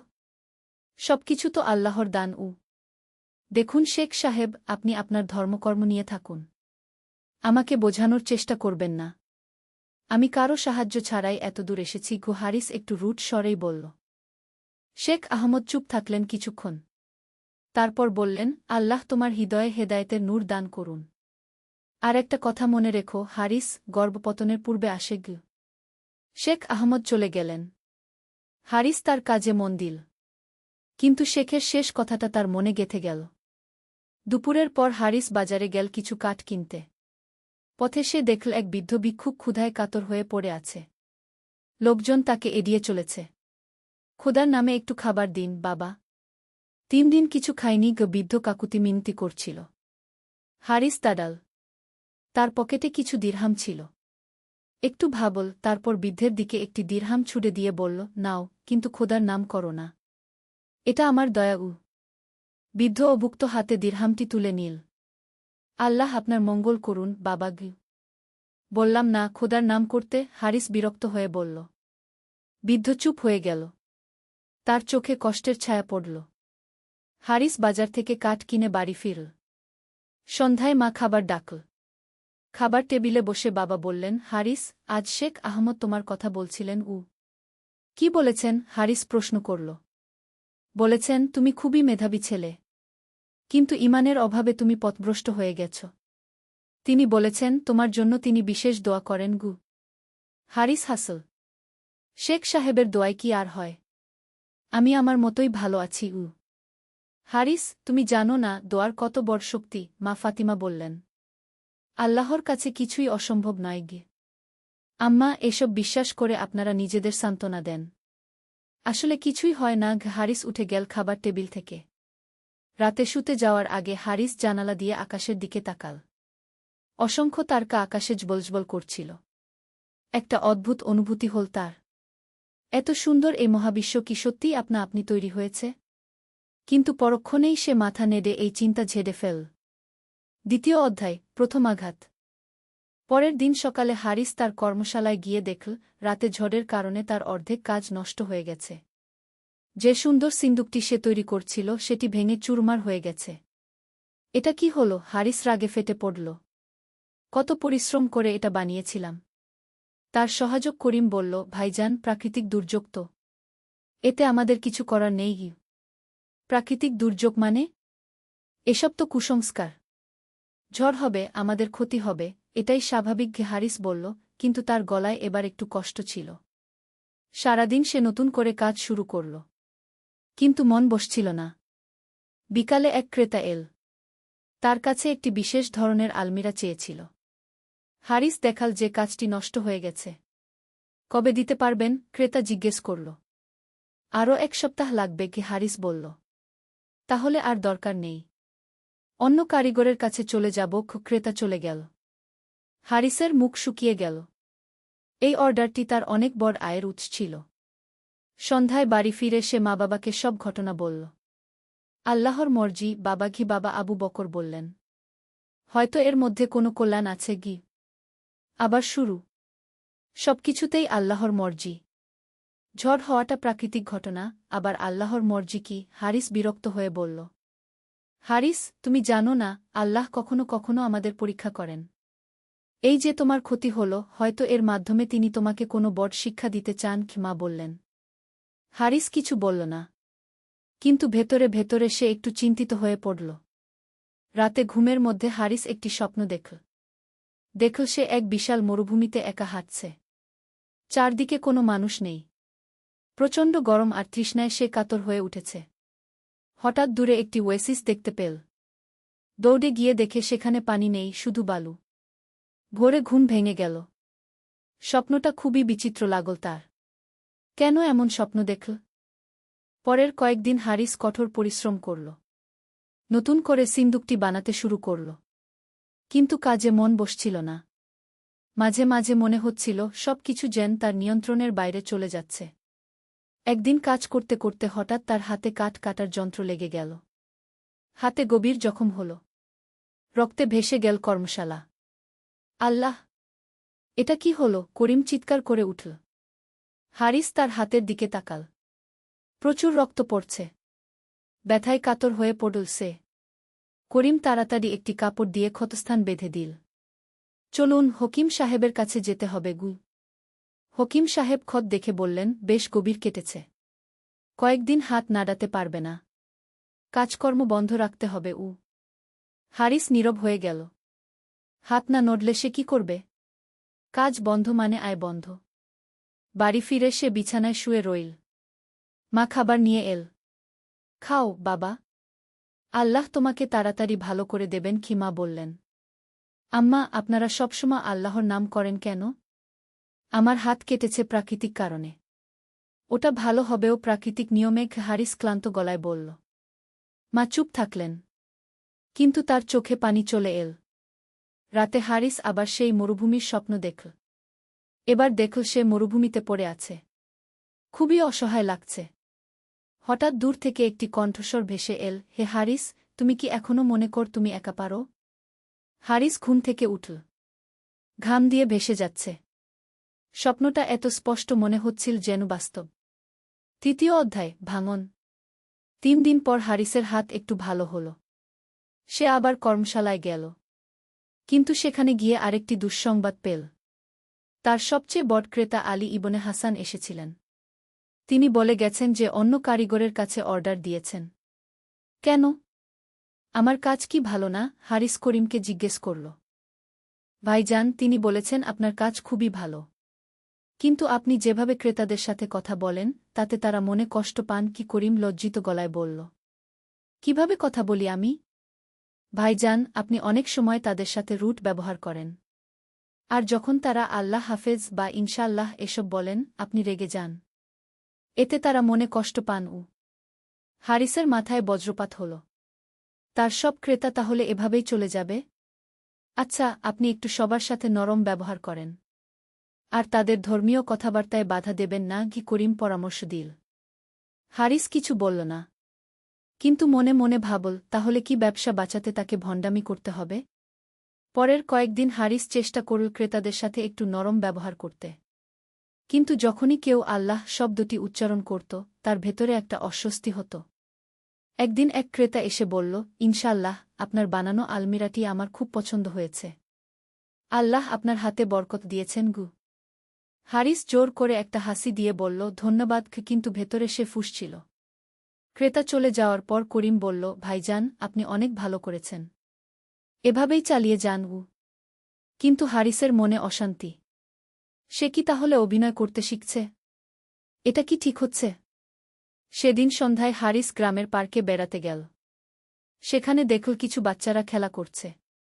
একটি ছোট্ট মেয়ে তার দিকে এসে বলল, চাচা, আপনি কি দোয়া জানেন? দোয়া? কেন? হারিস প্রশ্ন করল। আমার আম্মা অসুস্থ। আমি সবাইকে বলেছি আমার আম্মার জন্য দোয়া করতে। আপনিও করবেন? হারিস অস্বস্তিতে পড়ল। আমি আমি দোয়া জানি না গি। ছোট্ট মেয়েটি অবাক হয়ে তাকাল। কিভাবে হয় চাচা? সবাই তো দোয়া জানে। রাব্বানা আতিনা ফিদ দুনিয়া হাসানাতা ওয়া ফিল আখিরাতি হাসানাতা ওয়া কিনা আয়াবান নার। ছোট্ট মেয়েটির মুখ থেকে সুন্দর আরবি উচ্চারণ শুনে হারিসের মনে একটা অদ্ভুত অনুভূতি হল। এত ছোট একটা বাচ্চা এত সুন্দর করে দোয়া বলতে পারে, আর সে একজন পূর্ণবয়স্ক মানুষ হয়ে কোনো দোয়া জানে না। চাচা, আপনি কি দোয়া করবেন আমার আম্মার জন্য? মেয়েটি আবার জিজ্ঞেস করল। হারিস কি বলবে বুঝতে পারল না। অবশেষে বলল, তোমার আম্মা ভালো হয়ে যাবে। ডাক্তারের ওষুধ খেলেই ভালো হবে। মেয়েটি মাথা নেড়ে বলল, না চাচা, ওষুধ তো আল্লাহর একটা মাধ্যম মাত্র। আসল শেফা তো আল্লাহর কাছ থেকেই আসে গি। হারিস স্তব্ধ হয়ে গেল। এত ছোট একটা বাচ্চা এত গভীর কথা বলছে। বাড়ি ফেরার সময় হারিসের মনে নানা প্রশ্ন ঘুরপাক খাচ্ছিল। সবাই কেন এত আত্মবিশ্বাসের সাথে আল্লাহর কথা বলে? তারা কি এমন কিছু জানে যা সে জানে না? রাতে খাবারের সময় হারিস বাবাকে প্রশ্ন করল, আব্বা, আপনি কিভাবে এত নিশ্চিত যে আল্লাহ আছেন? আবু বকর অবাক হয়ে পুত্রের দিকে তাকালেন। অনেকদিন পর হারিস এ ধরনের প্রশ্ন করেছে। বাবা, আমার হৃদয়ে আল্লাহর অস্তিত্ব অনুভব করি। এই সুন্দর পৃথিবী, এই নিয়মতান্ত্রিক মহাবিশ্ব, আমার অস্তিত্ব, সবকিছুই আল্লাহর অস্তিত্বের প্রমাণ গু। কিন্তু এসব তো প্রাকৃতিক নিয়মেও হতে পারে গি। হ্যাঁ, পারে। কিন্তু এই প্রাকৃতিক নিয়ম কে তৈরি করেছে? এই সুষম পৃথিবী, এই নিখুঁত মহাজাগতিক ব্যবস্থা, এসব কি আপনা আপনি হয়েছে? হারিস চুপ থাকল। এই প্রশ্নের উত্তর তার জানা নেই। আর একটা কথা হারিস, বাবা অব্যাহত রাখলেন, তুমি যখন কোনো সমস্যায় পড়, তখন তোমার মনে কি কখনো এই ইচ্ছা হয় না যে, কেউ যদি তোমাকে সাহায্য করত? হারিস ভাবল। হ্যাঁ, এই অনুভূতি তার হয়েছে। বিশেষ করে গত কয়েকদিনে। সেই সাহায্যকারী হলেন আল্লাহ। তিনি সর্বদা আমাদের সাথে আছেন। শুধু আমাদের তার দিকে ফিরতে হয় গিয়ে। হারিস আর কিছু বলল না। কিন্তু বাবার কথাগুলো তার মনে গভীর রেখাপাত করল। চতুর্থ অধ্যায়, অন্ধকার রাত। পরের দিন সকালে হারিস কর্মশালায় গিয়ে দেখল রাতে চুরি হয়েছে। তার সব দামি যন্ত্রপাতি চুরি হয়ে গেছে। যে সামান্য কিছু কাজ সে শেষ করেছিল সেগুলোও নিয়ে গেছে চোরেরা। হারিস মাটিতে বসে পড়ল। এ যেন তার জীবনের সবচেয়ে বড় আঘাত। সবকিছু শেষ হয়ে গেল। করিম দৌড়ে এসে বলল, ভাইজান, আমি গ্রাম প্রধানকে খবর দিয়েছি। তিনি আসছেন গু। হারিস কিছু বলল না। শুধু চোখ বন্ধ করে বসে রইল। মনে হচ্ছিল যেন সবকিছুর অবসান হয়ে গেছে। গ্রাম প্রধান এসে পরিস্থিতি দেখে বললেন, হারিস, আমি সবার সাথে খোঁজ নেব। তবে এসব দুর্বৃত্ত খুঁজে পাওয়া কঠিন গু। এখন আমি কি করব? হারিস নিরাশ গলা জিজ্ঞেস করল। আল্লাহর উপর ভরসা রাখো। তিনি অবশ্যই কোনো না কোনো পথ বের করে দেবেন। আল্লাহ! সবাই শুধু আল্লাহর কথা বলে। হারিস রেগে উঠল। আমার সব শেষ হয়ে গেছে, আর আপনারা আল্লাহর কথা বলছেন। গ্রাম প্রধান শান্তভাবে বললেন, হারিস, তুমি এতদিন নিজের উপর ভরসা রেখেছ। কিন্তু দেখো নিজের শক্তি কত সীমিত। এখন হয়তো সময় এসেছে অন্য কোনো সাহায্যের কথা ভাবার। হারিস কোনো উত্তর দিল না। বাড়ি ফিরে সে মা-বাবাকে সব ঘটনা বলল। মা কাঁদতে লাগলেন। বাবা তাকে সান্ত্বনা দিতে চেষ্টা করলেন। হারিস, এটা হয়তো আল্লাহর পক্ষ থেকে একটা পরীক্ষা। তিনি দেখতে চান তুমি কিভাবে এই বিপদের মোকাবেলা করগু। আব্বা, পরীক্ষা মানে কি? আল্লাহ কি এত নিষ্ঠুর যে মানুষের সবকিছু কেড়ে নিয়ে পরীক্ষা করেন? হারিসের গলায় এবার যন্ত্রণা। না বাবা, আল্লাহ নিষ্ঠুর নন। তিনি অত্যন্ত দয়ালু। কিন্তু কখনো কখনো আমাদের ভুল পথে যেতে দেখে তিনি আমাদের সঠিক পথে ফেরানোর জন্য এমন কিছু ঘটান। হারিস রাতভর ঘুমাতে পারল না। সারা রাত জানালায় দাঁড়িয়ে আকাশের দিকে তাকিয়ে রইল। প্রথমবারের মতো তার মনে হল সে সত্যিই একা। চারদিকে অন্ধকার ছাড়া কিছু নেই। হঠাৎ তার মরুভূমির স্বপ্নের কথা মনে পড়ল। সেখানেও সে একা ছিল। আর আজ বাস্তবেও সে একা। পরের দিন হারিস বের হল কাজের খোঁজে। কিন্তু কোথাও কাজ মিলল না। সবাই বলল, আগে তুমি তো নিজেই কাজ করতে। এখন অন্যের অধীনে কাজ করবে কেন? একটা কাজ পেল কৃষক জালালের ক্ষেতে। কিন্তু পারিশ্রমিক খুবই কম। এতে তো আমার সংসার চলবে না। হারিস জালালকে বলল, ভাই, এটাই আমার সামর্থ্য। আর অনেকেই এর চেয়ে কমে কাজ করে। জালাল বলল। হারিসের কোনো উপায় নেই। সে কাজটা নিতে রাজি হল। খেতে কাজ করতে গিয়ে হারিস প্রথম বুঝল কায়িক পরিশ্রম কত কষ্টকর। সূর্যের প্রচণ্ড তাপে সারাদিন মাটি খোঁড়া, ফসল তোলা, সব কিছুই তার কাছে অসহ্য মনে হল। দুপুরে বিশ্রামের সময় অন্যান্য শ্রমিকরা ছায়ায় বসে আল্লাহর নাম জপ করছিল। কেউ কেউ নামাজ পড়ছিল। হারিস ভাই, আপনিও তো নামাজ পড়েন? ও একজন শ্রমিক বলল। আমি নামাজ পড়ি না। হারিস লজ্জিত গলায় বলল। সবাই অবাক হয়ে তাকাল। কেন ভাই? আপনি তো মুসলিম। আমার আল্লাহর উপর বিশ্বাস নেই। হারিস সোজাসুজি বলে দিল। একটা নীরবতা নেমে এল। তারপর এক বয়স্ক শ্রমিক বলল, ভাই, আমি পড়াশোনা জানি না। কিন্তু একটা কথা জানি, যে আল্লাহকে মানে না সে নিজেকে খুবই বড় ভাবে। আর যে নিজেকে খুব বড় ভাবে, আল্লাহ তাকে ছোট করে দেন। হারিসের মনে শেখ আহমদের কথা মনে পড়ল। গর্ভপতনের পূর্বে আসে। সন্ধ্যায় কাজ শেষ করে বাড়ি ফিরল। সারা শরীর ব্যথা। হাত পা কাঁপছে। মা খাবার নিয়ে এসে বললেন, খাও বাবা। তুমি কত কষ্ট করেছ। আম্মা, আমি কি ভুল করেছি? হঠাৎ হারিস মায়ের কাছে প্রশ্ন করল। মা অবাক হলেন। কি বলছো বাবা? আমি বলতে চাইছি, আমার জীবনে এত সমস্যা কেন? আমি কি এমন কোনো অন্যায় করেছি? মা বসে পড়লেন পাশে। হারিস, তুমি মন্দ ছেলে নও।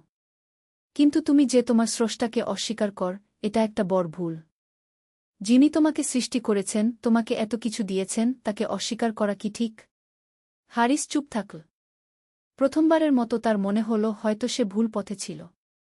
আম্মা, আমি যদি আল্লাহকে বিশ্বাস করতে চাই, কিন্তু পারি না? যদি আমার মনে সন্দেহ থেকে যায়? মা হেসে বললেন, সন্দেহ থাকা স্বাভাবিক বাবা। কিন্তু সন্দেহ দূর করার চেষ্টা করতে হয়। আল্লাহর কাছে সাহায্য চাইতে হয়। কিভাবে চাইব? দোয়া কর। মনে মনে বল, হে আল্লাহ, আমি তোমাকে বিশ্বাস করতে চাই। আমার হৃদয়ে ঈমানের নূর দাও। হারিস কিছু বলল না। কিন্তু মায়ের কথাগুলো তার মনে গেঁথে গেল। রাতে ঘুমাতে যাওয়ার আগে হারিস দীর্ঘক্ষণ ছাদে দাঁড়িয়ে আকাশের দিকে তাকিয়ে রইল। অগুন্তি তারকা জ্বলজ্বল করছে। চাঁদ উঠেছে আকাশে। কত সুন্দর এই দৃশ্য! প্রথমবারের মতো হারিসের মনে একটা অনুভূতি হল, এই বিশ্বজগৎ কি সত্যিই আপনা আপনি তৈরি হয়েছে? এত নিখুঁত, এত সুন্দর একটা ব্যবস্থা কি কোনো পরিকল্পনাকারী ছাড়া সম্ভব? হঠাৎ তার মনে পড়ল, সে যখন একটা সিন্দুক বানায়, তখন কত পরিকল্পনা করে, কত নিপুণতার সাথে প্রতিটি অংশ তৈরি করে। তাহলে এই বিশাল মহাবিশ্বের কোনো নির্মাতা নেই? এই চিন্তায় মগ্ন থাকতে থাকতে কখন যে ঘুমিয়ে পড়ল, টের পেল না। পঞ্চম অধ্যায়, প্রথম আলো। পরের দিন সকালে হারিস আবার জালালের ক্ষেতে কাজ করতে গেল। আজ তার কাজ ছিল নতুন বীজ বপন করা। মাটিতে বীজ পুঁতে দিতে দিতে হারিসের মনে এক অদ্ভুত চিন্তা এল। এই ছোট্ট বীজ থেকে কিভাবে বরগাছ হয়? কে এই বীজের মধ্যে এত শক্তি দিয়ে রেখেছে? দুপুরে বিশ্রামের সময় সে জালালকে প্রশ্ন করল, জালাল ভাই, এই বীজ থেকে গাছ হয় কিভাবে? জালাল হেসে বলল, হারিস ভাই, এটা আল্লাহর অপার কুদরত। তিনি এই ছোট্ট বীজের মধ্যে এত শক্তি রেখে দিয়েছেন। কিন্তু এটা তো প্রাকৃতিক নিয়মেও ব্যাখ্যা করা যায়। হ্যাঁ ভাই, প্রাকৃতিক নিয়ম আছে। কিন্তু এই প্রাকৃতিক নিয়ম কে তৈরি করেছে? কে ঠিক করেছে যে বীজে পানি দিলে গাছ হবে, সূর্যের আলো পেলে বাড়বে? হারিস চুপ থাকল। এই প্রশ্নের উত্তর তার জানা নেই। আর একটা কথা, জালাল অব্যাহত রাখল, আপনি কি কখনো লক্ষ্য করেছেন প্রকৃতিতে কত নিখুঁত ভারসাম্য আছে? গাছ অক্সিজেন দেয়, আমরা কার্বন ডাই অক্সাইড দেই। বৃষ্টি হয়, নদীতে পানি আসে, সমুদ্রে পানি বাষ্প হয়ে আবার মেঘ হয়। এত নিখুঁত একটা ব্যবস্থা কি আপনা আপনি হতে পারে? হারিস গভীর ভাবনায় পড়ে গেল। সত্যি তো, প্রকৃতিতে যে ভারসাম্য আছে সেটা অনেক জটিল। এটা কি সত্যিই কোনো পরিকল্পনা ছাড়া সম্ভব? বিকালে কাজ শেষ করে বাড়ি ফেরার পথে হারিস দেখল সেই ছোট্ট মেয়েটি যার মা অসুস্থ ছিল, সে খুশিতে লাফাচ্ছে। কি হয়েছে? হারিস তাকে জিজ্ঞেস করল। চাচা, আমার আম্মা ভালো হয়ে গেছে। আল্লাহ আমার দোয়া কবুল করেছেন, মেয়েটি আনন্দে বলল। হারিস একটু থমকে গেল। ডাক্তার কি বলেছে? ডাক্তার সাহেব বলেছেন এটা একটা মিরাকল। তিনি ভেবেছিলেন আম্মার অনেক বেশি সময় লাগবে ভালো হতে। কিন্তু হঠাৎ করে রাতারাতি আম্মা সুস্থ হয়ে গেছেন। তাহলে এটা ডাক্তারি চিকিৎসার ফলে হয়েছে? ছোট্ট মেয়েটি মাথা নেড়ে বলল, না চাচা, ডাক্তার তো আল্লাহরই একটা মাধ্যম। আসল শেফা তো আল্লাহর কাছ থেকেই আসে। আমি রোজ রাতে আল্লাহর কাছে কেঁদে কেঁদে দোয়া করতাম। আল্লাহ আমার দোয়া শুনেছেন। হারিস বিস্মিত হয়ে মেয়েটির মুখের দিকে তাকাল। এত ছোট বয়সেও সে কত দৃঢ় বিশ্বাসী। চাচা, আপনিও আল্লাহর কাছে দোয়া করুন। তিনি সবার দোয়া শোনেন। মেয়েটি বলল। হারিস কিছু বলল না। কিন্তু মেয়েটির কথাগুলো তার মনে গভীর রেখাপাত করল। সন্ধ্যায় বাড়ি ফিরে হারিস মা বাবাকে দিনের অভিজ্ঞতার কথা বলল। আব্বা, আমার মনে অনেক প্রশ্ন জেগেছে। আমি কিছু বিষয় বুঝতে পারছি না। কি বুঝতে পারছ না বাবা? বাবা জিজ্ঞেস করলেন। এই যে প্রকৃতিতে এত নিখুঁত ব্যবস্থা, বীজ থেকে গাছ হওয়া, রোগ ভালো হয়ে যাওয়া, এসব কি সত্যিই আপনা আপনি হয়? বাবা মুচকি হেসে বললেন, হারিস, তুমি নিজেই তো একজন কারিগর। তুমি যখন একটা আলমিরা বানাও, সেটা কি আপনা আপনি তৈরি হয়? নাকি তোমার পরিকল্পনা, তোমার দক্ষতা, তোমার পরিশ্রমের ফল? অবশ্যই আমার পরিকল্পনা ও পরিশ্রমের ফল। তাহলে এই বিশাল মহাবিশ্ব, এই জটিল প্রকৃতি, এই নিখুঁত মানুষের শরীর, এসব কি কোনো পরিকল্পনাকারী ছাড়া তৈরি হতে পারে? হারিস ভাবতে লাগল। তার কাছে এই যুক্তিটা অস্বীকার করা কঠিন মনে হল। কিন্তু আব্বা, আল্লাহকে তো আমি দেখতে পাই না। তুমি কি বাতাস দেখতে পাও? না, কিন্তু বাতাসের অস্তিত্ব আমি অনুভব করি। ঠিক তেমনি আল্লাহকেও তুমি দেখতে পাবে না, কিন্তু তার কাজ, তার নিদর্শন সর্বত্র ছড়িয়ে আছে। তোমার হৃদয় খুলে রাখলে তার অস্তিত্ব অনুভব করবে। হারিস রাতে অনেকক্ষণ জেগে রইল। বাবার কথাগুলো তার মনে ঘুরপাক খাচ্ছিল। সত্যি তো, সে যখন কোনো কাজ করে সেটা তার পরিকল্পনা ও পরিশ্রমের ফল। তাহলে এই বিশাল সৃষ্টিজগৎ কি কোনো স্রষ্টা ছাড়া সম্ভব?